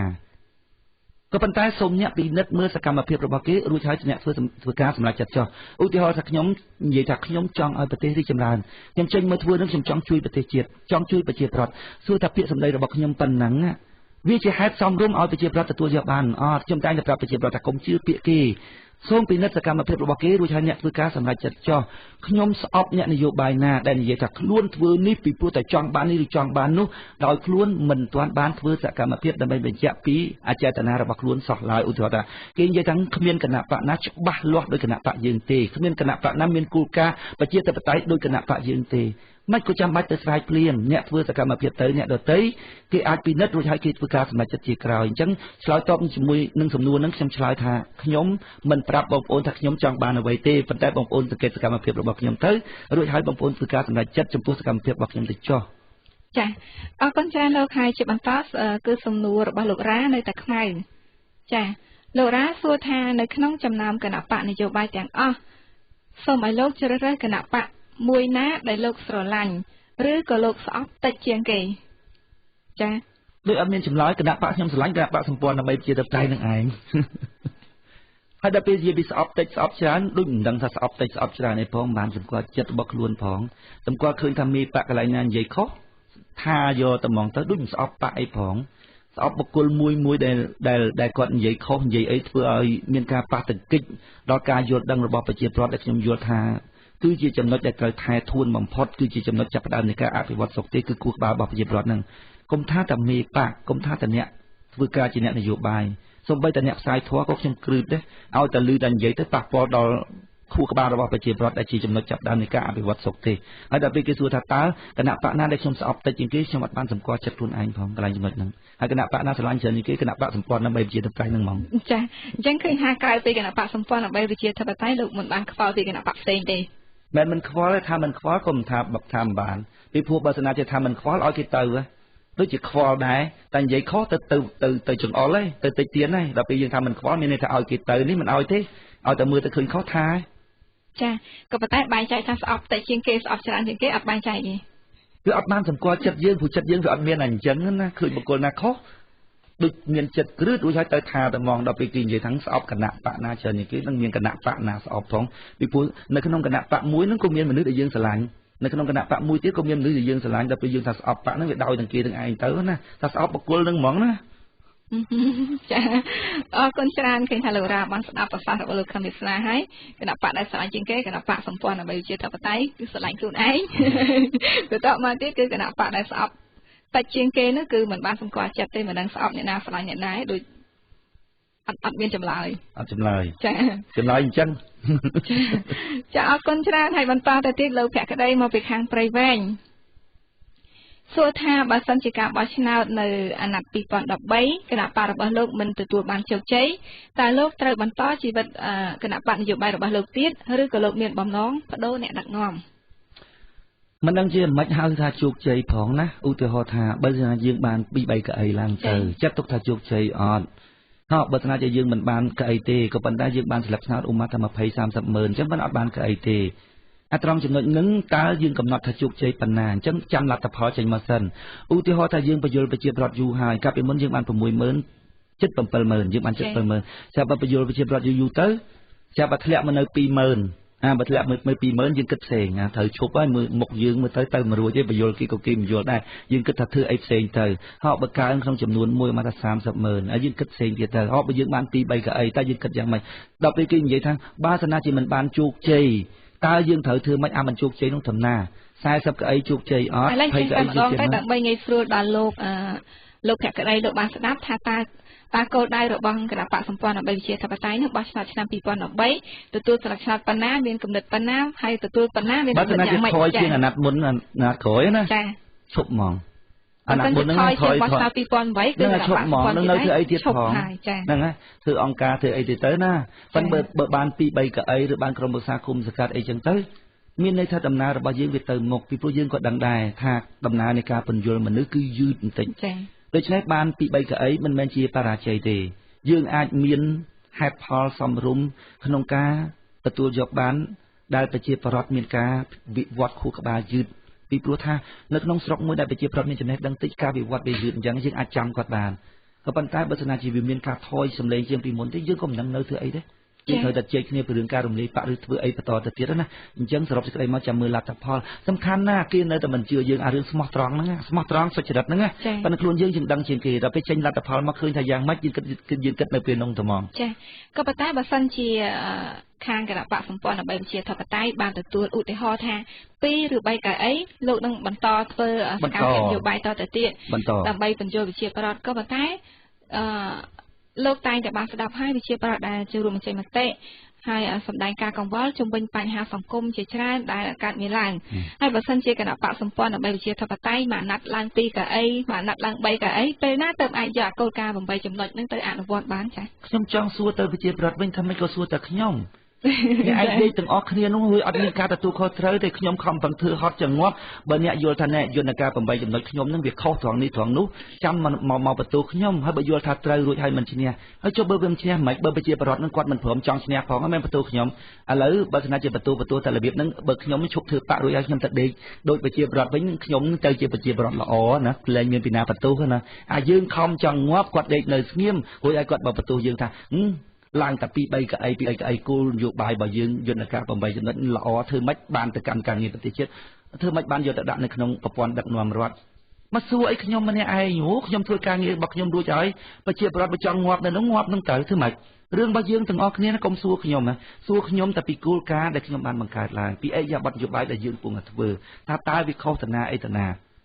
រឿងប្រជាប្រដ្ឋចូលរួមឬមិនចូលរួមអានឹងរឿងរបស់គាត់ទុកសេរីភាពឲ្យគាត់ទ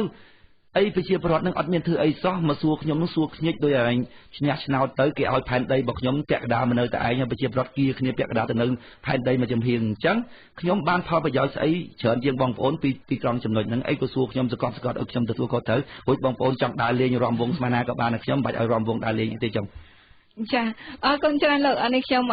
សូមអនុញ្ញាតសួរបន្តិចទៀតសោះដោយសារនេះខ្ញុំឆ្ងល់ណានៅពេលដែលនេះខ្ញុំយកឧទាហរណ៍ក្រុមមួយដែលធ្វើកិច្ចការមួយថាមានប្រធានក្រុមមានកូនក្រុមត្រឹមត្រូវប៉ុន្តែបើសិនជាក្រុមនឹងធ្វើការបរាជ័យតើគេបន្ទោសសំខាន់ទៅលើមេក្រុមឬក៏កូនក្រុមនឹងធម្មតាយើងត្រូវត្រួតពិនិត្យអំពីការងារការទទួលខុសត្រូវមួយសួរថាតើមេក្រុមនឹងបានធ្វើឲ្យបរាជ័យការងាររបស់គេដែរឬទេដូចជាមេទ័ពអ៊ីស្រាអែលគាត់និយាយថាពេលដែលយើងចេញប្រយុទ្ធកាលណាយើងស្គាល់កំភ្លើងរបស់យើងច្បាស់យើងស្គាល់ទីតាំងភូមិសាស្ត្ររបស់យើងច្បាស់យើងស្គាល់ទីតាំងរបស់សត្រូវច្បាស់យើងស្គាល់កំភ្លើងយើងចេះប្រើកំភ្លើងរបស់សត្រូវច្បាស់ពេលយើងបញ្ចេញប្រយុទ្ធ10ដងឈ្នះទាំង10ដងចេញប្រយុទ្ធ100ដងឈ្នះទាំង100ដងប៉ុន្តែចុងក្រោយគាត់និយាយថាម៉េចហ៎គាត់និយាយថាបើអ្នកទាំងអស់គ្នាមិនចូលរួមធ្វើខ្ញុំក៏មិនសន្យាថាអ៊ីស្រាអែលយើងមិនបាត់ដីមួយចំអាមដែរក៏ប៉ុន្តែបើអ្នកចូលរួមធ្វើខ្ញុំសន្យាថាមិនបាត់ដីមួយចំអាមទេដូចគ្នារឿងការទទួលខុសត្រូវសួរថាត្រង់ចំណុចណាមួយក្នុងគណៈបកដែលការទទួលខុសត្រូវរបស់ខ្ញុំអនុវត្តមិនបានល្អខ្ញុំរកគំនិតរកទស្សនៈខ្ញុំចេញទៅនិយាយតើកន្លែងណាដែលយល់ថាគំនិតរបស់ខ្ញុំមិនល្អឧទាហរណ៍ត្រឹមថាខ្ញុំមានលុយទៅចោះខ្ញុំមានលុយគេថាខ្ញុំលាក់លុយខ្ញុំអត់ព្រមប្រើលុយនឹងដើម្បីផ្សាយរយូឲ្យបានច្រើនកន្លែងទេក៏គេអាចបន្ទោសខ្ញុំបានដែរតែនេះលទ្ធភាពខ្ញុំក៏អស់សមត្ថភាពខ្ញុំក៏អស់ស្អីក៏អស់សួរថាតើការទទួលខុសត្រូវរបស់ខ្ញុំត្រឹមត្រូវរួចនៅហើយចុះបើប្រជាប្រដ្ឋទាំងអស់គ្នាអ្នកដេកស្ងៀមហើយអ្នកអត់មានការទទួលខុសត្រូវសួរថាតើនឹងជាការទទួលខុសត្រូវរបស់ខ្ញុំឬយ៉ាងម៉េចបើអ្នកឲ្យខ្ញុំទទួលខុសត្រូវក្នុងរឿងបែបហ្នឹងសូមអ្នករើសប្រធានថ្មីទៅខ្ញុំគ្មានការទទួលខុសត្រូវក្នុងរឿងបែបហ្នឹងទេខ្ញុំទទួលខុសត្រូវតែការងាររបស់ខ្ញុំតែអ្នកក៏ត្រូវទទួលខុសត្រូវក្នុងការងាររបស់អ្នកដែរដើម្បីការពារប្រទេសយើងមិនឲ្យបាត់មិនឲ្យបាត់បង់ទឹកដីមិនឲ្យបរទេសមកអាត្រង់ចំណុចហ្នឹងដែលខ្ញុំនិយាយថាកុំភ្លេចការគៀងគររាជដើម្បីឲ្យទទួលខុសត្រូវផងចំណុចចាប់ដើមគឺត្រូវផ្ដើមចេញពីរាជមិនមែនអ្នកនយោបាយទទួលខុសត្រូវទាំងអស់ទេអ្នកត្រូវត្រួតពិនិត្យអំពីកិច្ចការរបស់អ្នកនយោបាយបើអ្នកនយោបាយធ្វើត្រឹមត្រូវរួចហើយគ្មានពីណាមួយទៅទទួលខុសត្រូវរបស់ការងាររបស់អ្នកដទៃទេគេមិនដែលនិយាយថាព្រះសម្មាសម្ពុទ្ធអង្គនេះណាត្រាស់ដឹងក្នុងលោកមកណាប្រោសមនុស្សបានតិចជាងអង្គព្រះសម្មាសម្ពុទ្ធអង្គមុនខ្លាំងម្ល៉េះព្រះសម្មាសម្ពុទ្ធអង្គមុនគេប្រោសបានមកកណោគេមិននិយាយចឹងទេគេថាតើព្រះសម្មាសម្ពុទ្ធគ្រប់អង្គនឹងបានប្រោសសត្វលោកដែលមានឧបនិស្ស័យអស់ហើយឬនៅបើក្នុងចំនួនព្រះសម្មាសម្ពុទ្ធអង្គនឹងមានតែ20នាក់ទៅបើកាលពីមុននឹងមាន1លាននាក់ប្រោសឲ្យបាន1លាននាក់ទ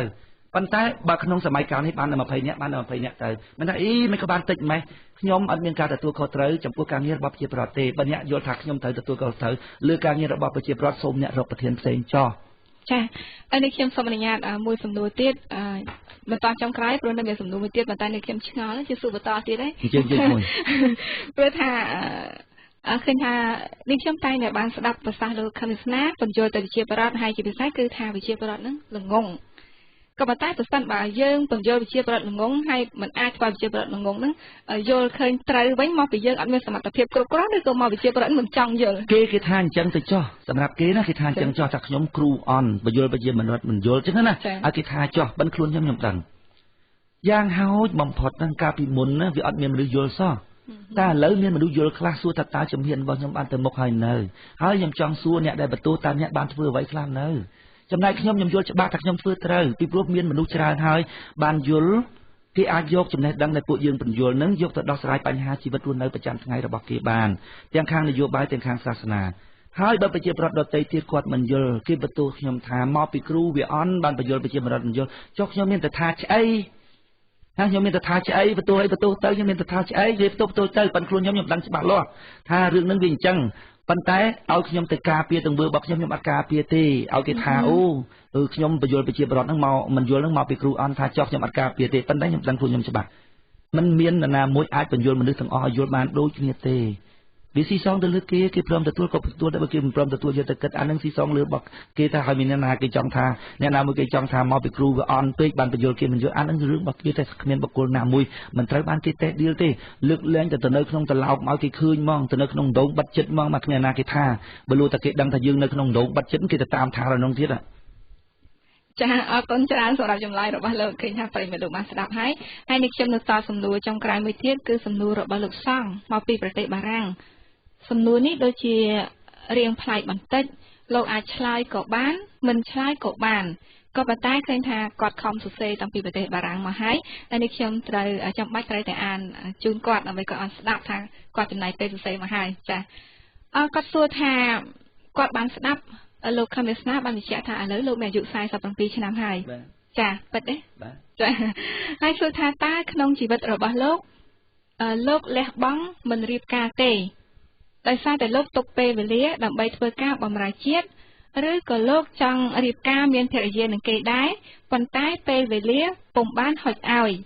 ឬក៏លោកមិនយកភរិយាតែម្ដងពីព្រោះលោកមិនស្រឡាញ់ស្រីចាអានឹងស៊ីសងលើគេគិតទៅខ្ញុំពូអត់ឆ្លើយសំណួរអាហ្នឹងណាក្មួយពីព្រោះវាមិនពុំនឹងជាឆ្លើយថាម៉េចដូចតែសំណួរខាងដើមអញ្ចឹងបើយើងឆ្លើយថាយើងលះបង់ពេលវេលាដើម្បីជាតិអីចឹងណាវាមិនមែនជាហេតុផលសមរម្យឲ្យប្រជាប្រដ្ឋនឹងគាត់ធ្វើការសម្រេចចិត្តទេហើយពូគិតថា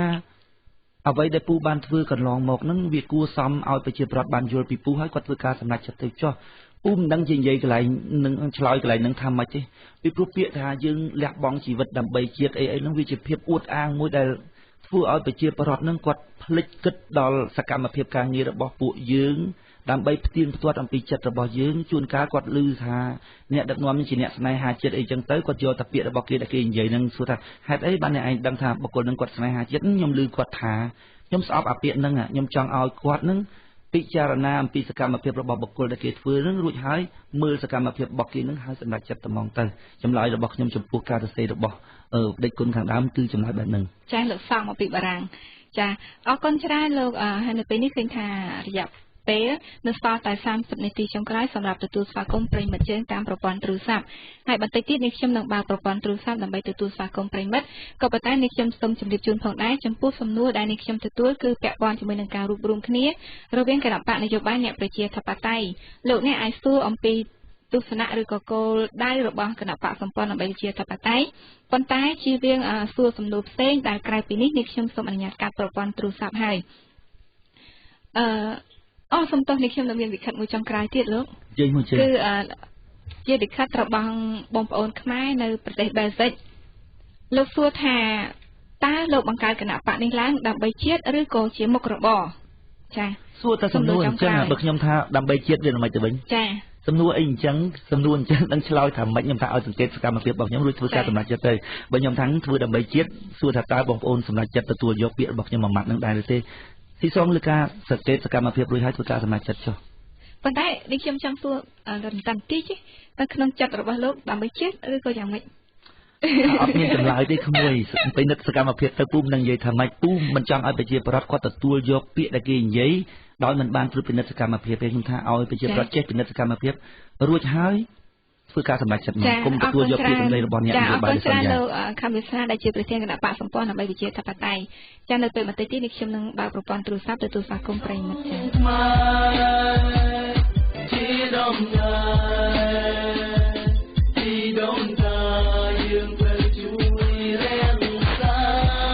ហិនហោចអស់ហើយស្បែកយើងហិនហោចអស់ហើយ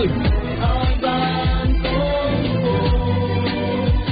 ហិនហោចអស់ហើយស្បែកយើងហិនហោចអស់ហើយពួកខ្ញុំល្អជាងគេព្រោះពួកខ្ញុំជាខ្មែរព្រាយខ្មៅសក់ខ្មៅតែជាពួកខ្ញុំមិនមែនខ្មៅទេមិនមែនរងខ្លៅដូចអ្នកខ្លះចាស់លោកស្រីប្រិយមិត្តអ្នកស្ដាប់ជាទីមេត្រីនៅពេលនេះលោកអ្នកកំពុងតែស្ដាប់ការផ្សាយផ្ទាល់ពីកម្មវិធីតុកមូលឈ្មោះថាកម្មវិធីមិនភូតផលហើយថ្ងៃនេះគឺមានវត្តមានលោកខំវាសនាប្រធានគណៈបកសម្ព័ន្ធដើម្បីប្រជាធិបតេយ្យចាស់ហើយរយៈពេលចុងក្រោយនេះគឺនាងខ្ញុំទទួលស្វាគមន៍ប្រិយមិត្តយើងតាមរយៈប្រព័ន្ធទូរស័ព្ទប៉ុន្តែនាងខ្ញុំសូមអនុញ្ញាតជម្រាបជូនផងដែរថាប្រិយមិត្តដែលចូលរួមគឺនាងខ្ញុំចង់បានប្រិយមិត្តដែលមិនមែនជាសកម្មជនឬក៏មិនមែនជាអ្នកគ្រប់គ្រងគណៈបកសម្ព័ន្ធដើម្បីវិជាធិបតេយ្យគ្រប់គ្រងមួយពូគ្រប់គ្រងចឹងព្រោះថានៅក្នុងវេទិកានេះមានលោកប្រធានគណៈបកសម្ព័ន្ធដើម្បីវិជាធិបតេយ្យចូលរួមហើយមិនចាំបាច់សកម្មជនឬអ្នកគ្រប់គ្រងគណៈបកនេះចូលមកការពារទៀតទេលោកអាចមានសមត្ថភាពគ្រប់គ្រាន់ការពារគណៈបកសម្ព័ន្ធដើម្បីវិជាធិបតេយ្យហើយអញ្ចឹងសូមអនុញ្ញាតទទួលស្វាគមន៍តែម្ដងខាងខ្សែ011ចាអាឡូជំរាបសួរលោកមានសួរបាទចាជំរាបសួរលោកអញ្ចឹងមកពីខាងណាដែរឈ្មោះអ្វីដែរចាខ្ញុំខលពីភ្នំពេញទៅឈ្មោះសារ៉ាត់លោកសារ៉ាត់អរគុណច្រើនតើលោកមានសំណួរអ្វីទាក់ទងជាមួយការរួបរวมគ្នាជំរាបសួរទៅលោកខំវាសនាខ្ញុំសូមធ្វើចំណាប់អារម្មណ៍បន្តិចហើយចង់បាច់ខ្ញុំមានសំណួរសួរទៅលោកវិក្កាមិនណាចាដោយសារតែពេលយើងខ្លីហើយមានប្រិមិត្តច្រើនលោកចង់ចូលរួមណាលោកអាចដោយខ្លីបំផុតចាបាទទស្សនៈខ្ញុំយល់ឃើញថាការរួបរวมវាមិនអាចទេដោយសារយើងផ្អែកទៅលើកម្មវិធីនយោបាយគណៈបកទាំង4ដែលនៅក្រៅរដ្ឋាភិបាលហ្នឹងមិនអាចរួបរวมគ្នាបានទេដោយសារកម្មវិធីនយោបាយវាខុសគ្នា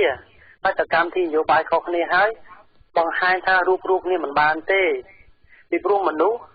ក្រុមបកមួយគេបម្រើតាមកម្មវិធីនយោបាយរបស់គេតែអញ្ចឹងខ្ញុំគិតថាមិនអាចរួបរวมបានទេ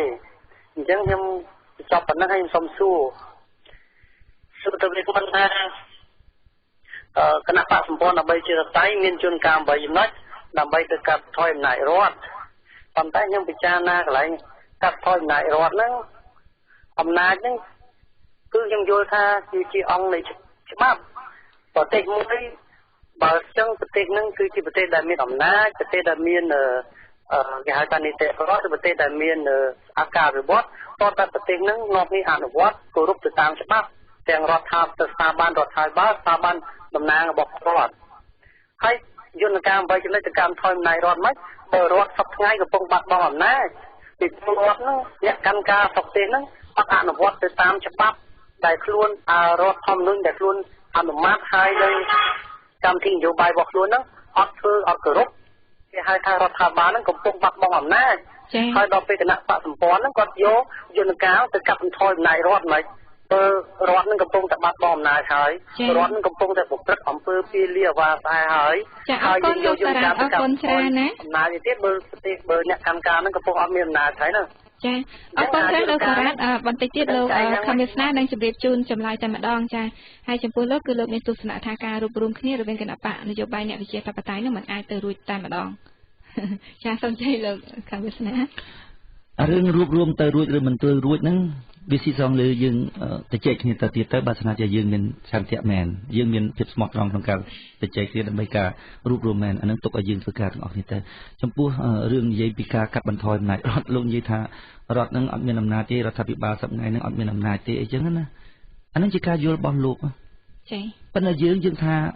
ដ្ឋាភិបាលនឹងមានអំណាចពូពីហ្មងប្រមូលផ្ដុំអំណាចយន្តការនីមួយនឹងគឺជាវិធានការកាត់បន្ថយអំណាចរបស់នាយករដ្ឋមន្ត្រីនឹងឯងជាទូទៅប្រជាប្រដ្ឋគាត់ហៅរដ្ឋាភិបាលនឹងថារដ្ឋគាត់ថាបងពុនជូនរដ្ឋរដ្ឋឥឡូវធ្វើបាបរាជណាស់អីចឹងណាដល់ពេលចឹងពាក្យថារដ្ឋមួយម៉ាត់ហ្នឹងគឺសំដៅទៅរដ្ឋាភិបាលអ្នកការងារស្រុកទេសជាពាក្យសាមញ្ញដែលប្រជាប្រដ្ឋឆាប់ស្គាល់ត្រូវការពិតរដ្ឋគឺប្រទេសមួយទាំងមូលយើងក៏បានដឹងដែរយើងក៏បានទៅជែកគ្នាត្រង់ចំណុចនេះដែរក៏ប៉ុន្តែយើងចង់ប្រើពាក្យសាមញ្ញ បងប្អូនប្រជាប្រដ្ឋទាំងអស់គ្នាអាចសង្កេតមើលការបញ្យល់របស់ខ្ញុំរឿងធំច្រើនជាពិសេសគឺរឿងធម៌លំបាកយល់ណាស់ក៏ប៉ុន្តែខ្ញុំចូលចិត្តប្រើពាក្យសាមញ្ញឲ្យប្រជាប្រដ្ឋឆាប់ស្គាល់ត្រូវដូចគ្នាជាមួយរឿងរដ្ឋអញ្ចឹងដែរខ្ញុំដឹងរឿងរដ្ឋហ្នឹងគឺថាប្រទេសយើងទាំងមូលក៏ប៉ុន្តែពាក្យថារដ្ឋមួយម៉ាត់គឺប្រជាប្រដ្ឋហ្នឹងគាត់ឆាប់ស្គាល់ត្រូវហ្មងគាត់ថាអូយរដ្ឋឥឡូវយកតែដីរាជឯងគាត់និយាយអញ្ចឹងហើយជប់បើរាជហ្នឹងក៏រដ្ឋដែរហ្នឹងបញ្ហាដីពីណាវាតើតែមានការបែងចែកពាក្យសម្ដីឲ្យយើងកត់សម្គាល់បានពាក្យសម្ដីថារដ្ឋមួយម៉ាត់ហ្នឹងគឺជាប្រជាប្រដ្ឋគាត់ដឹងថាពួកកម្មការងារស្រុកទេសហ្នឹងហើយអញ្ចឹងបានយើងប្រើពាក្យថាកាត់បន្ថយអំណាចរដ្ឋថាដូចពេលគាត់និយាយថារដ្ឋាភិបាលនឹងកំពុងតែបាត់បង់អំណាចអាហ្នឹងជាការយល់របស់គាត់តែហ្នឹងឲ្យយើងធ្វើតាមមិនកើតអញ្ចឹងអីចាអរគុណច្រើនសម្រាប់ចម្លើយរបស់លោកខេមវាសនាជាបន្តសូមទទួលខាងខ្សែ012អាឡូជំរាបសួរអាឡូជំរាបសួរខ្ញុំសុវរីចាជំរាបសួរពូចេញទូរស័ព្ទមកពីខាងណាជួយប្រាប់ឈ្មោះតែម្ដងអរគុណណាស់ខ្ញុំឈ្មោះទូនហើយទៅពីឃុំកាញ់ទៅសូមជំរាបសួរបងវាសនាផងបាទជំរាបសួរអូនចាសូមលើកជាសំណួរតែម្ដងទៅចាអរគុណណាស់ខានជួបបងយូរហើយធ្លាប់ស្ដាប់បងជាច្រើនលោកតាំងតែពីយូរមកហើយដែរឃើញថាទស្សនៈនឹងតែរបស់បងហ្នឹងគឺមានគុណសម្បត្តិខ្លះនិងមានគុណវិបត្តិខ្លះធម្មតាទេមនុស្សយើងប៉ុន្តែនៅក្នុងហ្នឹងខ្ញុំសូមលើកបន្តិចសិនណាបងណាសូមលើកអំពីធម៌នៃសពរោះតែធម៌ប្រពុតសម្ដែងមកថាសម្គាល់ទៅលើសពរោះហ្នឹងមាន7យ៉ាងគឺមួយធម្មញ្ញូជាអ្នកស្គាល់ហេតុពីអត្ថអាឡូលោកពូទួនហៃអាឡូចា៎នេះខ្ញុំសូមអភ័យទោសដោយសារតែយើងផ្ដោតទៅលើការរួបរวมគ្នាសូមលោកមានសំណួរតាក់ទងជាមួយនឹងការរួបរวมគ្នារវាងគណៈបកនយោបាយតែម្ដងទៅបាទយ៉ាងណាខ្ញុំមានសំណួរប៉ុន្តែមុននឹងសំណួរនោះសូមលើកប៉ុណ្ណឹងតិចសិនប៉ុន្តែឥឡូវថាដើម្បីចា៎ពេលយើងស្គាល់សូមលើកតែ3ចំណុចចុះត្រង់ថាស្គាល់កាលស្គាល់ខ្លួននិងស្គាល់បរិស័ទដើម្បីការរួបរวมទៅបាននិងការជួយសង្គ្រោះជាតិយើងឲ្យរួចផុតអំពីសេចក្តីទុក្ខដែលជាប្រវត្តិកំពុងតែរងទុក្ខនេះតើមកខំទស្សនានឹងអាចសម្គាល់ទៅលើការលើតខ្លួនបរិស័ទបានទេបរិស័ទគឺពុទ្ធបរិស័ទគឺប្រជាប្រដ្ឋយើងហើយចំណែកខ្លួនគឺខ្លួនយើងនិងខ្លួនប្រជាប្រដ្ឋរីឯកាលវេលាដែលកំពុងតែកំពុងតែតក់ស្លុតកំពុងតែទទួលនូវវិបត្តិតើបងអាចនឹងបង្ខំចិត្តឬក៏ដើម្បីចូលរួមនៅគណៈបកប្រជាធិបតេយ្យណាមួយដំណោះស្រាយឲ្យបានល្អដើម្បីឆាប់ចូលជួយសង្គ្រោះជីវរដ្ឋយើងឲ្យឆាប់ពីព្រោះថាខ្ញុំតាមស្ដាប់ទស្សនៈនិងសម្ដីបងគឺបងមិនទទួលអ្វីទាំងអស់បងចង់រួបរวมដែរប៉ុន្តែដោយសារការខ្លែងគ្នាដោយការលើកឃើញនៅកំហុសគ្នាទៅវិញទៅមកតែប៉ុណ្ណោះសូមឲ្យបងទុកកំហុសមួយឡែកសិនដើម្បីឲ្យស្គាល់ការវេលាបងហ្នឹងឲ្យសូមជួបបងប៉ុណ្ណឹងតើបងមានឆន្ទៈមានគោលបំណងដែរឬទេយ៉ាងហ្នឹងបាទសូមអរគុណអរគុណច្រើនលោកពូទួនហៃចាអរគុណសូមជើញតែម្ដងលោកខេមវាសនាខ្ញុំឲ្យបងប្អូនទាំងអស់គ្នាពិនិត្យពីលក្ខខណ្ឌ4យ៉ាងដែលយើងយកទៅដាក់ទី1គឺគោលដៅការកាត់បន្ថយអំណាចរដ្ឋជាគោលដៅពីព្រោះយើងមើលឃើញថាបញ្ហាទាំងអស់នៅក្នុងស្រុកទេសរបស់យើងកើតមកពីអំណាចប្រមូលផ្ដុំដូច្នេះការកាត់បន្ថយអំណាចរដ្ឋគឺជាវិធានការគឺជាគោលដៅដែលពួកយើងទាំងអស់គ្នាត្រូវធ្វើឲ្យបានសម្រេចសួរថាតើនេះគឺជាផលប្រយោជន៍របស់ប្រទេសជាតិដែរឬទេសួរថាតើនេះគឺជាដំណោះស្រាយពិតប្រាកដសមស្របចំពោះបញ្ហាជាតិរបស់យើងដែរឬទេកាត់បន្ថយអំណាចរដ្ឋសិនចាំធ្វើការងារអីទៀតតើការយល់របស់យើងនឹងខុសឬត្រូវហើយតើនេះជាផលប្រយោជន៍របស់ជាតិដែរឬទេតើឲ្យយើងទម្លាក់គោលដៅដែរឬទេទី2ចំណុចចាប់ផ្ដើមថាចាប់ផ្ដើមពីការប្រមូលកម្លាំងរបស់ប្រជាប្រដ្ឋគណៈបកយើងបានចាប់ផ្ដើមធ្វើហើយគឺប្រជាប្រដ្ឋទាំងអស់ចូលលុយចូលកាក់ទាំងរឿងសមាជរបស់យើងអីគឺគាត់ចូលលុយចូលកាក់ពីព្រោះជាគណៈបករបស់យើងទាំងអស់គ្នាបកប្រជាធិបតេយ្យជាបករបស់ប្រជាប្រដ្ឋកើតពីប្រជាប្រដ្ឋរបស់ប្រជាប្រដ្ឋដើមអីប្រជាប្រដ្ឋសួរថាតើចំណុចរបស់ចាប់ផ្ដើមរបស់យើងជាចំណុចចាប់ផ្ដើមដែលផ្ដើមចេញដោយភាពត្រឹមត្រូវដែរឬទេតើកន្លែងណាមួយដែលមិនមានមូលដ្ឋានពិចារណាច្បាស់លាស់ហើយតើកន្លែងណាមួយដែលមិនមែនជារឿងជាតិចំណុចចាប់តាមទី2អរិយាទី3អរិយាប័ត្រនយោបាយក្នុងពេលឥឡូវហ្នឹងពេលណាយើងនិយាយបំផ្លើបំផ្លាវយើងនិយាយអួតអាងឆ្លៀតឱកាសថាវាបែកបាក់ជាតិអញ្ចឹងបានយើងប្រាប់ថាមានប្រមាណនិយាយប៉ុណ្ណឹងមានប្រមាណនិយាយប៉ុណ្ណឹងគុំអ្នកនយោបាយកុំភ័យយើងប្រជាប្រដ្ឋទុកឲ្យប្រជាប្រដ្ឋភ័យផងតែយើងភ័យតែឯងយើងក៏ជួបបោកបាយតែឯងប្រជាប្រដ្ឋគាត់ដេកលក់គាត់ថាយើងចង់បានអីក៏អត់មានមកទេទុកឲ្យប្រជាប្រដ្ឋភ័យផងស្លឹកឆ្នោតតែមួយស្លឹកទេយើងមានបាយស៊ីច្រើនជាងប្រជាប្រដ្ឋទៀតទុកឲ្យប្រជាប្រដ្ឋភ័យផងអញ្ចឹងមានប្រមាណនិយាយប៉ុណ្ណឹងបាច់អួតអាងទេពីព្រោះអួតអាងបំផ្លើបំផ្លោងហ្នឹងវានាំឲ្យបែកបាក់ជាតិសួរចំណុចមួយហ្នឹងខ្ញុំនិយាយត្រូវអត់គោលការណ៍ដែលគណៈបកសម្ព័ន្ធដើម្បីជាតិតែដាក់មកនឹងត្រូវអត់ហើយសមស្របអត់ហើយជាបញ្ហារបស់ជាតិអត់គិតមើលដល់ពេលទី4ធនធានមនុស្សយើងយល់ថាធនធានមនុស្សគឺត្រូវមានបញ្ញាជាមួយនឹងសិលធម៌ហើយដើម្បីឆែកមើលសិលធម៌យើងឆែកមើលសុចរិតភាពរបស់បុគ្គលម្នាក់ៗជាពិសេសគឺក្នុងគណៈបកមួយដែលបញ្ចេញយោបល់មកនឹងសួរថាតើមានសុចរិតអត់ហើយបើចំណុច4នឹងឲ្យយើងតម្លាក់តើយើងទៅយកស្អីមិនចេះឆ្ងល់នេះគោលដៅចំណុចចាប់ដើម ហើយអរិយាប័ត្រនយោបាយនិងធនធានមនុស្សតាម4លក្ខខណ្ឌនឹងទេដែលយើងយកទៅចរចាហើយចេះតែឲ្យយើងថាឲ្យទម្លាក់អានឹងចោលទម្លាក់យកស្អីខ្ញុំសួរយកអីឥឡូវមុននឹងដឹងថាតើយកអីឲ្យម្ចាស់គេខ្លួនគេគណៈបដិមួយមកប្រាប់យើងផងថាតើគេមានគោលការណ៍ស្អីខ្លះពីព្រោះព្រឹកមិញយើងសុវរីអានយកមកមានត្រួសអីចឹងណាត្រួសហ្នឹងខ្ញុំវាមិនដឹងជាស្អីស្អាតស្អំគោលដៅប្រជាធិបតេយ្យដឹងជាស្អីខ្ញុំអត់យល់ខ្ញុំថាម្ចាស់ខ្លួនគេក៏គេអត់យល់ដែរពួកចំណែកពួកយើងវិញគឺស្ពាយអាគោលការណ៍4ហ្នឹងយើងថាទី1គឺវាត្រឹមត្រូវទី2គឺវាដើម្បីជាតិហើយកន្លែងណាមួយថាមិនដើម្បីជាតិឡើងមកតវ៉ាមកហើយបើដើម្បីជាតិហើយវាត្រឹមត្រូវទៀតហេតុអ្វីបានជាទាមទារឲ្យពួកយើងទម្លាក់ជាឆ្ងល់នេះទម្លាក់ស្អីឥឡូវឃើញលូថារបស់យើងនឹងវាមិនសូវល្អឲ្យគេប្រាប់របស់គេមកបើថាវាល្អជាងយើងទម្លាក់ចោលតើដើម្បីការរួបរวมនោះសូមជើញវិរិយមួយសូមអរគុណច្រើនលោកនៅពេលនេះខ្ញុំសូមអនុញ្ញាតបន្តទទួលស្វាគមន៍ប្រិយមិត្តខាងខ្សែ097អាឡូជំរាបសួរបាទជំរាបសួរចាជំរាបសួរលោកជើញទូរស័ព្ទមកពីខាងណាដែរជួយប្រាប់ឈ្មោះតែម្ដងបាទខ្ញុំពីកំពង់ធំដែរកំពង់ធំចាឈ្មោះអ្វីដែរលោកឈ្មោះអ្វីដែរលោក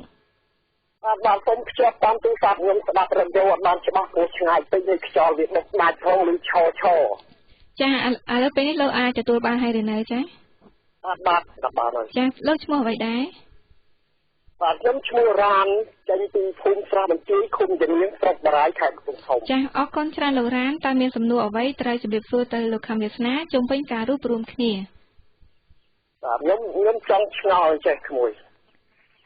ខ្ញុំចង់ឆ្ងល់ថាអ្នកប្រជាធិបតេយ្យនិងពាក្យថាប្រជាធិបតេយ្យគឺប្រជាពលរដ្ឋជាម្ចាស់តែប៉ុណ្ណឹងចាបាទហើយក្នុងជាធិបតេយ្យនេះជាពលរដ្ឋជាម្ចាស់ដើម្បីឲ្យបានជាម្ចាស់ក្មួយធ្វើមិនដើម្បីកាត់បន្ថយអំណាចរដ្ឋដើម្បីឲ្យជាពលរដ្ឋជាម្ចាស់បានចាឥឡូវខ្ញុំទទួលយកយន្តការ8ចំណុចនឹងឲ្យខាងអ្នកមិនយល់ស្របមានអ្វីដែលក្រៅពីនឹងល្អជាងនឹងឲ្យយកមកដាក់ទៅគ្នានេះចាណាមើលថាមួយណាល្អជាងមួយណាខ្ញុំចង់បានអញ្ចឹងណាគួយចាបាទហើយអ្នកដែលថាប្រជាធិបតេយ្យហ្នឹងមិនដែលយកយន្តការឬយកទស្សនៈគេមកដាក់ទៅគ្នាដើម្បីជួយពិនិត្យមើលថាទស្សនៈរបស់បងវាសនាហ្នឹងល្អឬរបស់គេអាក្រក់យ៉ាងម៉េចគឺអត់ដែលយកទេ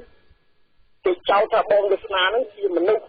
រឹងតែចេះចុះប៉ុន្តែមិនលើកហេតុផលមកទេគេមិនយកទស្សនៈមកទេចាអរគុណច្រើនលោករ៉ានតែចឹងលោកមិនមានសំណួរអ្វីទេអរគុណច្រើនលោកគ្រាន់តែមានជាមតិផ្ទាល់ខ្លួនតែប៉ុណ្ណោះក៏ប៉ុន្តែនេះខ្ញុំឆ្ងល់ដែរនឹងថាគណៈបកគ្រប់គ្នាហ្នឹងអាចនិយាយពីគោលការណ៍ខុសៗគ្នាទៅតាមធម្មតាមនុស្សយើងមានគំនិតផ្សេងៗគ្នាប៉ុន្តែឆ្ពោះទៅរកគោលដៅតែមួយគឺដើម្បីប្រយោជន៍ជាតិហើយអ្វីក៏មិនអាចធ្វើការជាមួយគ្នាបាននេះខ្ញុំឆ្ងល់ដែរហ្នឹងចំណុចហ្នឹងខ្ញុំមិនដឹងយ៉ាងម៉េចក្មួយវិរីក្មួយឥឡូវក្មួយគិតពិនិត្យមើលគូលត4ហ្នឹងត្រង់ណាមួយដែលគេទទួលយកមិនបានគេឆ្ងល់ហើយគណៈបកនឹងបំបែករំលាយចូលគ្នាឲ្យពូទៅចូលគេក៏បានរំលាយគណៈបកយើងមិនក៏បានដែរពូព្រមទាំងអស់ឲ្យតែគេយកគោលការណ៍4ហ្នឹងអាត្រង់4ហ្នឹងត្រង់ណាមួយដែលមិនត្រឹមត្រូវហើយត្រង់មួយដែលមិនមែនផលប្រយោជន៍ជាតិពូឆ្ងល់ហើយពូមិនមែនថាបិទទេថាលក្ខខណ្ឌ4របស់យើងហ្នឹងដឹងតែពីរបស់យើងល្អមិនអញ្ចឹងទៀតថាឲ្យគេយកមកទៅចែកមកឲ្យតែច្បាស់លាស់ពូអាចទម្លាក់របស់ពូ4ហ្នឹងហើយទៅយករបស់គេក៏បានឲ្យតែចែកថារបស់គេហ្នឹងវាល្អជាងចាអរគុណច្រើនលោកនៅពេលនេះខ្ញុំសូមទទួលប្រិមត្តជនជាបន្តទៀតចាខាងខ្សែ011អាឡូជំរាបសួរចាខាងខ្សែ011ចាសូមអភ័យទោសផងដែរដោយសារតែប្រិមត្តជនដូចជាមិនស្ដាប់ទូរស័ព្ទនៅពេលនេះខ្ញុំសូមភ្ជាប់ខាងខ្សែ012អាឡូជំរាបសួរអាឡូជំរាបសួរចាជំរាបសួរលោកចេញទូរស័ព្ទមកពីខាងណាដែរបាទបងទេចេញពីទូរស័ព្ទឈ្មោះអ្វីដែរលោកបាទបងឈ្មោះចាប់ហួយឈ្មោះចាប់ហួយបងនេះខ្ញុំស្ដាប់អត់ច្បាស់ចាឈ្មោះចាប់ហួយបងចាប់ហួយបាទចាឈ្មោះផ្សាយចាសូមជើញមានសំណួរអ្វីសូមជើញបាទបងសូមសួរទៅបងខំវាសនាថាបងមានប្រសាសន៍មិញថាបើគណៈបកណាអាចយកគោលការណ៍8ចំណុចរបស់បងអាចរួមបានប៉ុន្តែអូនសួរថាតើអាចមានជំរឿនអ្វីផ្សេងការពីនឹងទេបងបើបងអាចយកគេខ្លះឬក៏បងខ្លះសរុបគ្នាមកយើងអាចរួមបានអត់ អូនមានសំណួរតែប៉ុណ្្នឹងទេបងសូមអរគុណអរគុណច្រើនលោកចាប់ហួយមកពីទួលសង្កែចាសូមជ័យលោកបងនិយាយរួចហើយចាប់ហួយបងនិយាយរួចហើយថានេះគឺជាលក្ខខណ្ឌរបស់ពួកយើងបើសិនណាជាគេមានលក្ខខណ្ឌរបស់គេយកមកទៅចែកជាមួយយើងនឹងពិចារណាទៀតថាតើវាគួរតម្លាក់របស់យើងចោលចាប់យករបស់គេប្រមាណចំនួនប៉ុន្តែសូមបញ្ជាក់ចាប់ហួយថាមិនមែនតែ8ចំណុចទេយើងមាន3ចំណុចខាងក្រោមទៀតទី1គឺការកាត់បន្ថយអំណាចរដ្ឋដោយប្រើយន្តការ8ចំណុច9ចំណុចក៏បាន7ចំណុចក៏បានដកខ្លះដាក់របស់គេមកទៀតក៏បានឲ្យតែនឹកឃើញទាំងអស់គ្នាយកមកពិចារណាមើលថាតើអ្នកណាល្អជាងគោលនយោបាយនឹងយកទៅទី2អរិយាប័ត្រនយោបាយរបៀបធ្វើការដោយសុចរិតទៀងត្រង់ដល់ពេលទី3គឺចំណុចចាប់ផ្ដើមចេញពីនេះទៅដល់ពេលទី4គឺធនធានមនុស្សមិនមែនអ្នកណាមានលុយចេះតែឈរបានទេពួកយើង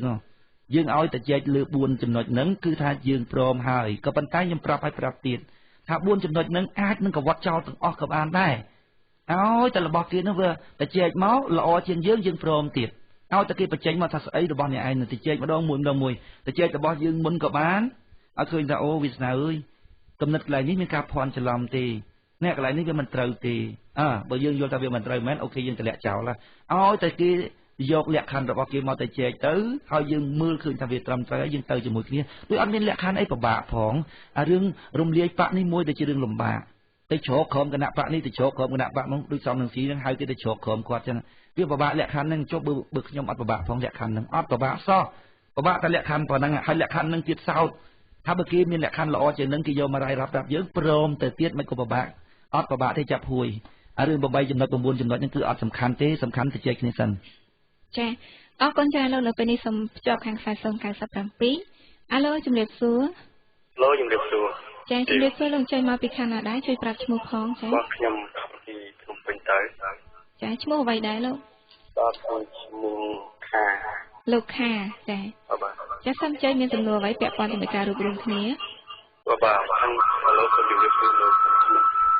បាទជំរាបសួរបាទខ្ញុំឆ្លងទីមួយខ្ញុំថា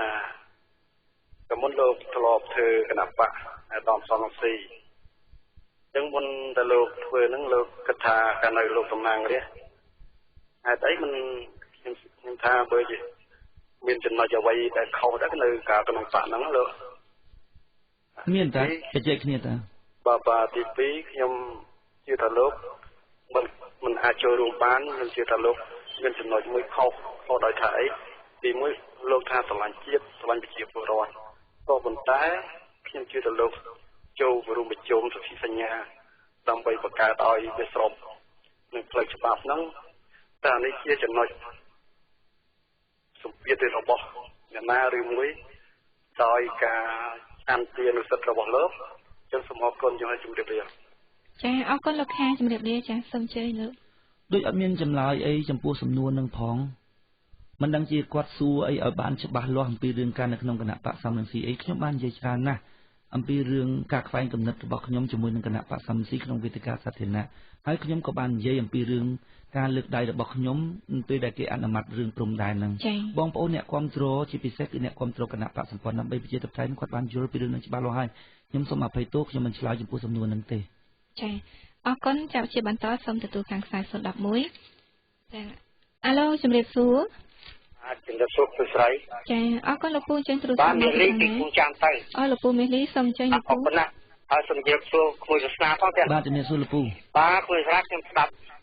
ពាក្យសម្ដីរបស់ក្មួយតាំងពីដើមរហូតមកដល់បច្ចុប្បន្នហ្នឹងជាអត្តចថាបុគ្គលឃើញតែយ៉ាងខ្លួនឯងដូច្នេះគណៈបកណាក៏ខ្លួនមិនចូលរួមដែរអានេះជាយោបល់មេលីហើយឃើញច្បាស់ថាក្មួយហ្នឹងជាបុគ្គលអស្ចារ្យណាស់លើក្នុងបករបស់ក្មួយហើយក្មួយប្រៀបធៀបរបស់ខ្លួនក្មួយទៅបកដតីស្មើនឹងបាតជើងរបស់ក្មួយដូច្នេះក្មួយមានជាអភិរដ្ឋអាមឹងបោះដុំថ្មថែមបន្ថែមពីលើក្បាលបងសំណាញ់អីយកទៀតខ្ញុំបានស្ដាប់ដូច្នេះមតិរបស់លោកវិសាលោកមិនអាចចូលជាមួយគេបានទេជាអត្តចថាបុគ្គលឃើញយ៉ាងខ្លួនឯងឃើញខ្លួនឯងក៏ត្រូវមិនស្គាល់ទោសខ្លួនឯង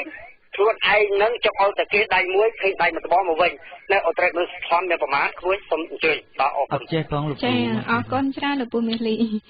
ឃើញថាគឺជាការលើកឡើងរបស់លោកពូយកយ៉ាងម៉េចដែរទៅលោក អត់អីទេវាជាមតិយោបល់របស់គាត់ទេសូមបងប្អូនជាប្រវត្តិគាត់គិតគាត់ពិចារណាមិនបាច់ខ្ញុំប្រាប់ថាគិតពិចារណាផងគាត់ស្ដាប់ហើយគាត់យល់ខ្ញុំអត់មានចម្លើយអីទេក្មួយចាអរគុណចានេះខ្ញុំសូមបន្តទទួលខាងខ្សែ012អាឡូជំរាបសួរអាឡូជំរាបសួរខាងខ្សែ012អាឡូវាសួរ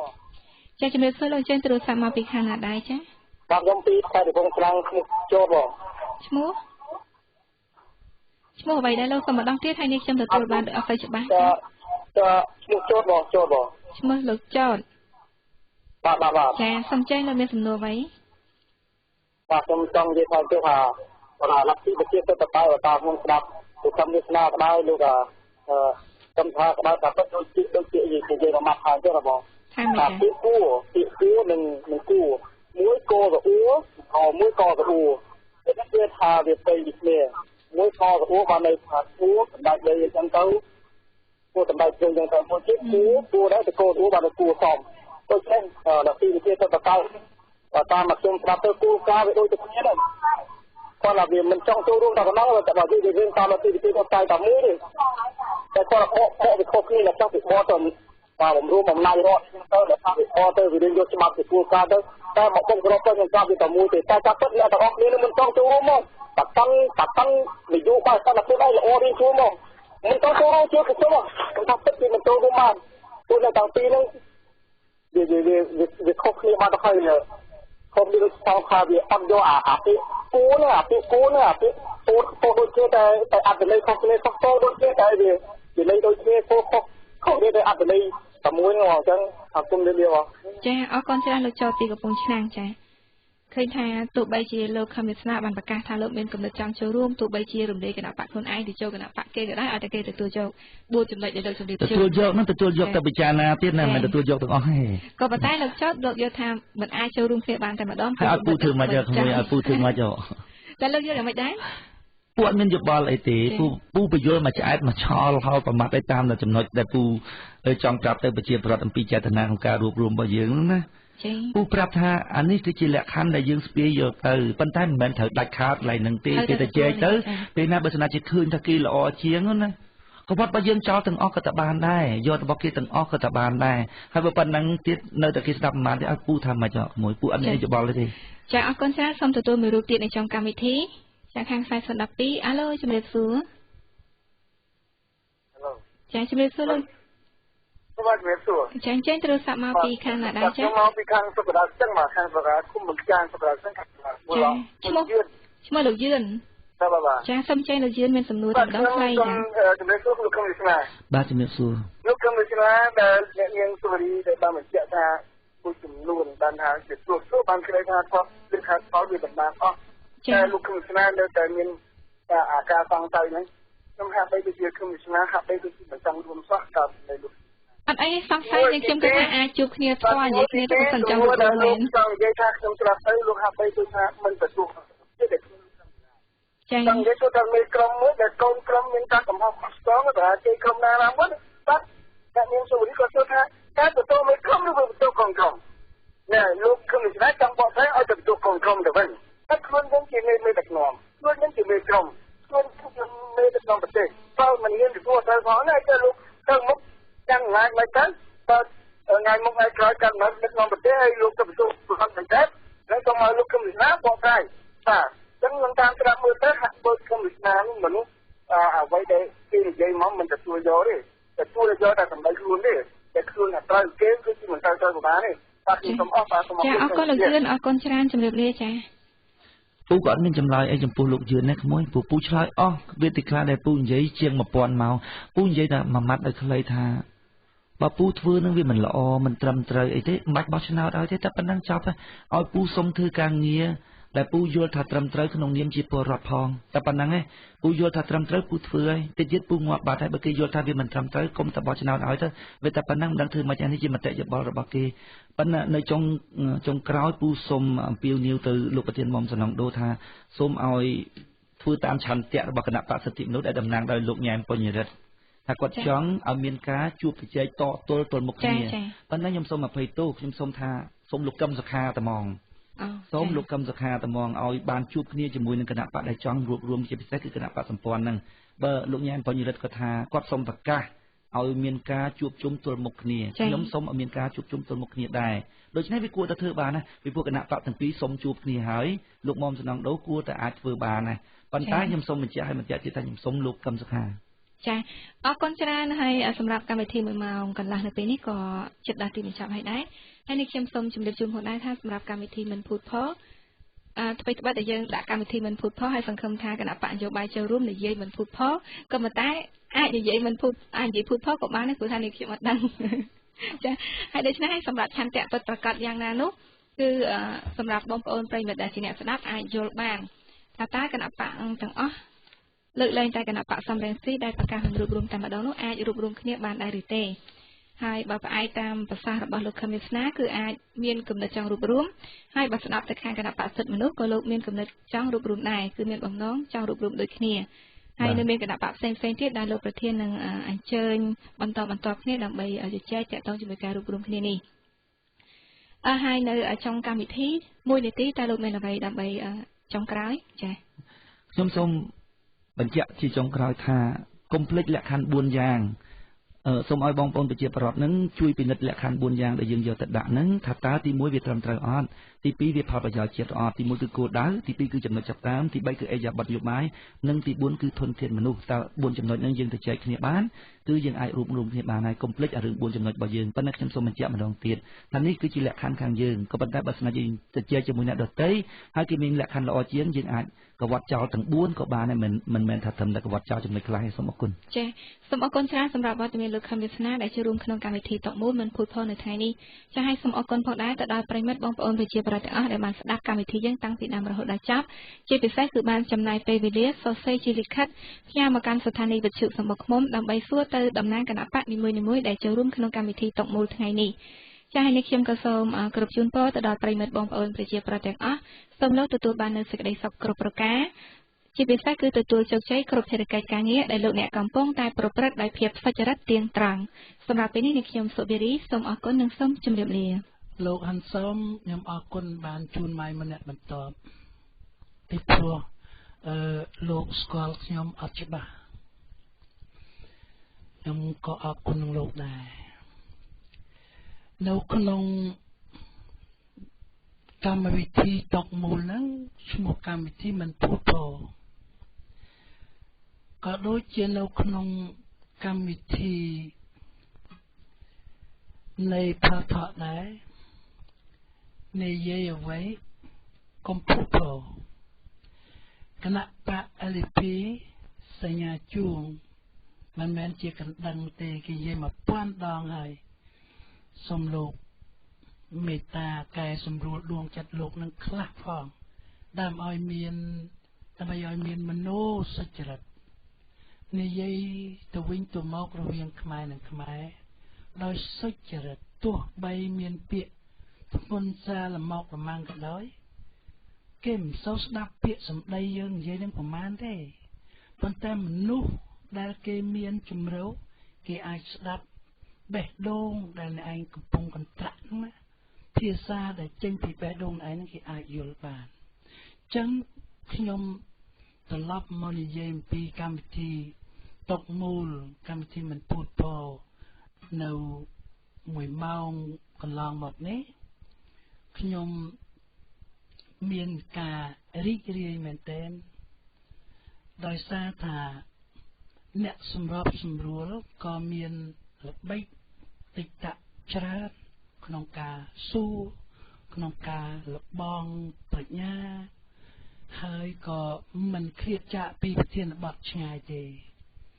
យូរគាត់ឃ្លាតចាកពីប្រធានបទនឹងប្រហែលជា30វិនាទីទេមិនដល់1មីនិតផងគាត់ទាញមកវិញព្រាម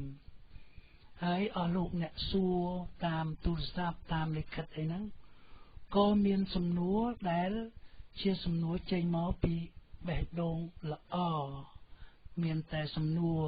ម្នាក់មកពីកំពង់ចាមទេដែលជាសំណួរចេញមកជាមួយនឹងកំហឹង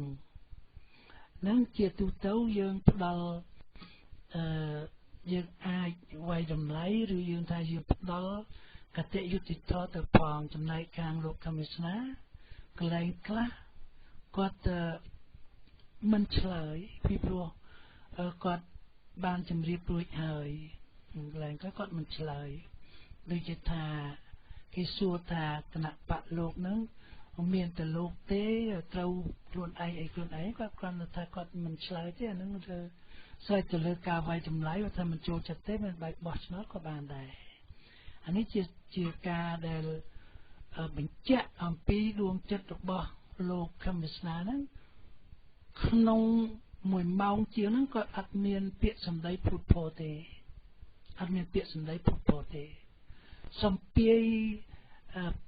កង្វិច4យ៉ាងដែលគាត់ថា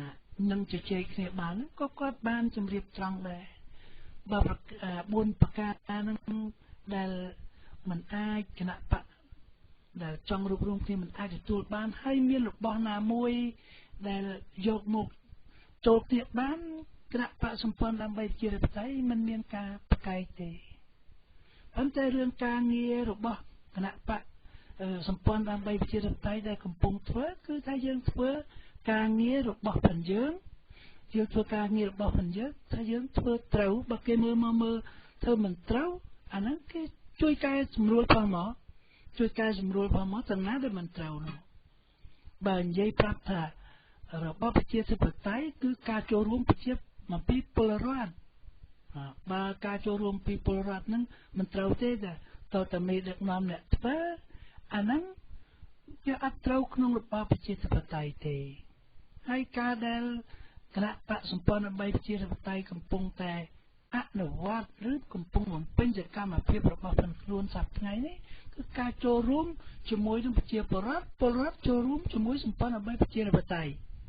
យន្តការ8ចំណុចរបស់សម្ព័ន្ធដើម្បីប្រជាធិបតេយ្យមិនមែនជាកម្មសិទ្ធិផ្ទាល់របស់សម្ព័ន្ធដើម្បីប្រជាធិបតេយ្យទេគឺជាការដែលអ្នកសម្ព័ន្ធប្រជាធិបតេយ្យលោករកឃើញយន្តការ8ចំណុចហ្នឹងដែលជាថ្នាំដាក់ទៅឲ្យជាសះស្បើយដល់ប្រជាពលរដ្ឋបានប៉ុន្តែបើបងប្អូនថាទេមានលើសនឹងទៅទៀតអាហ្នឹងយកមកជជែកគ្នាមកវាអត់មានបញ្ហាអីទេអញ្ចឹងខ្ញុំយល់ថាពិសេសណាស់ຕົកមូលនៅថ្ងៃនេះឃើញថាគ្មានការចង់ឈ្នះចាញ់ទៅលើបងប្អូនខ្មែរឬទៅលើគណៈបកនយោបាយដទៃទៀតទេគឺថាមានតែមួយយ៉ាងខាងចុងក្រោយមិញដែលលោកកមិស្នាគាត់មានប្រសាសន៍ថាយោងទៅតាមការសំណូមពរក្នុងលិខិតរបស់លោកយ៉ែមពញ្ញរិទ្ធជាអគ្គលេខារបស់គណៈបក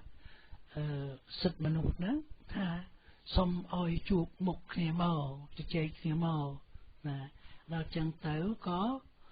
លោកកមិស្នាគាត់ថាសូមជួបគ្នាហ្នឹងគឺថាឯកភាពទាំងស្រុងក៏ប៉ុន្តែសូមឲ្យលោកកឹមសុខាមេបកអញ្ជើញមកជួបតែម្ដងដើម្បីស្រួលនិយាយគ្នាស្រួលបញ្ចេញមតិឲ្យបងប្អូនខ្មែរយទូទៅលោកស្ដាប់ហើយលោកពិចារណាផ្ដល់នៅអ្វីដែលជាការប្រសើរចំពោះជាតិយើងចុះខ្ញុំមានតែប៉ុណ្្នឹងទេហើយខ្ញុំសូមជូនមីក្រូហ្វូនទៅលោកមួយហិនសោមវិញសូមអរគុណសូមជម្រាបលាបងប្អូនថ្វាយគុំលាគុណម្ចាស់គ្រប់ព្រះអង្គខាងខ្ញុំកណានេះនៅម៉ោង5នៅឡើយទេម៉ោង5ព្រឹកនៅឡើយទេប៉ុន្តែក៏ឆ្លៀតឱកាសមកស្ដាប់ឲ្យបានយល់ផងដែរក្មួយទាំងអស់ដែលបានសួរសុខទុក្ខអ៊ំមិនបានមើល screen ក៏សូមអរគុណដែរអ៊ំសុខសប្បាយនៅប្រទេសបារាំងនេះណាហើយយើងនឹងជួបគ្នានៅពេលឆាប់ទៀតសង្ឃឹមថាបានជួបគ្នាចឹងចុះព្រោះដល់ពេលបោះឆ្នោតគុំសង្កាត់ហ្នឹងក៏ខំរកមកជួបបាយដើម្បីនឹងទៅជួបក្មួយជួយគ្នាមួយដៃមួយជើងមួយនេះអញ្ចឹងមិនមែនមួយដៃមួយជើងមកបីខ្មងសងកែងមកជង្គង់មួយជើងមួយដៃទេគឺថាជួយជោគជួយចែវគ្នាឲ្យបានទៅមុខតិចទៀតបើដោយលោកវាសនាមានភាសាយើងសូមទោសលោកវាសនាមានភាសារួចទៅហើយថាបើវាមិនកើតទេយើងរំលាយចោលទៅរបស់ឆ្នោតឆ្នាំ2008វាមានជាង 66000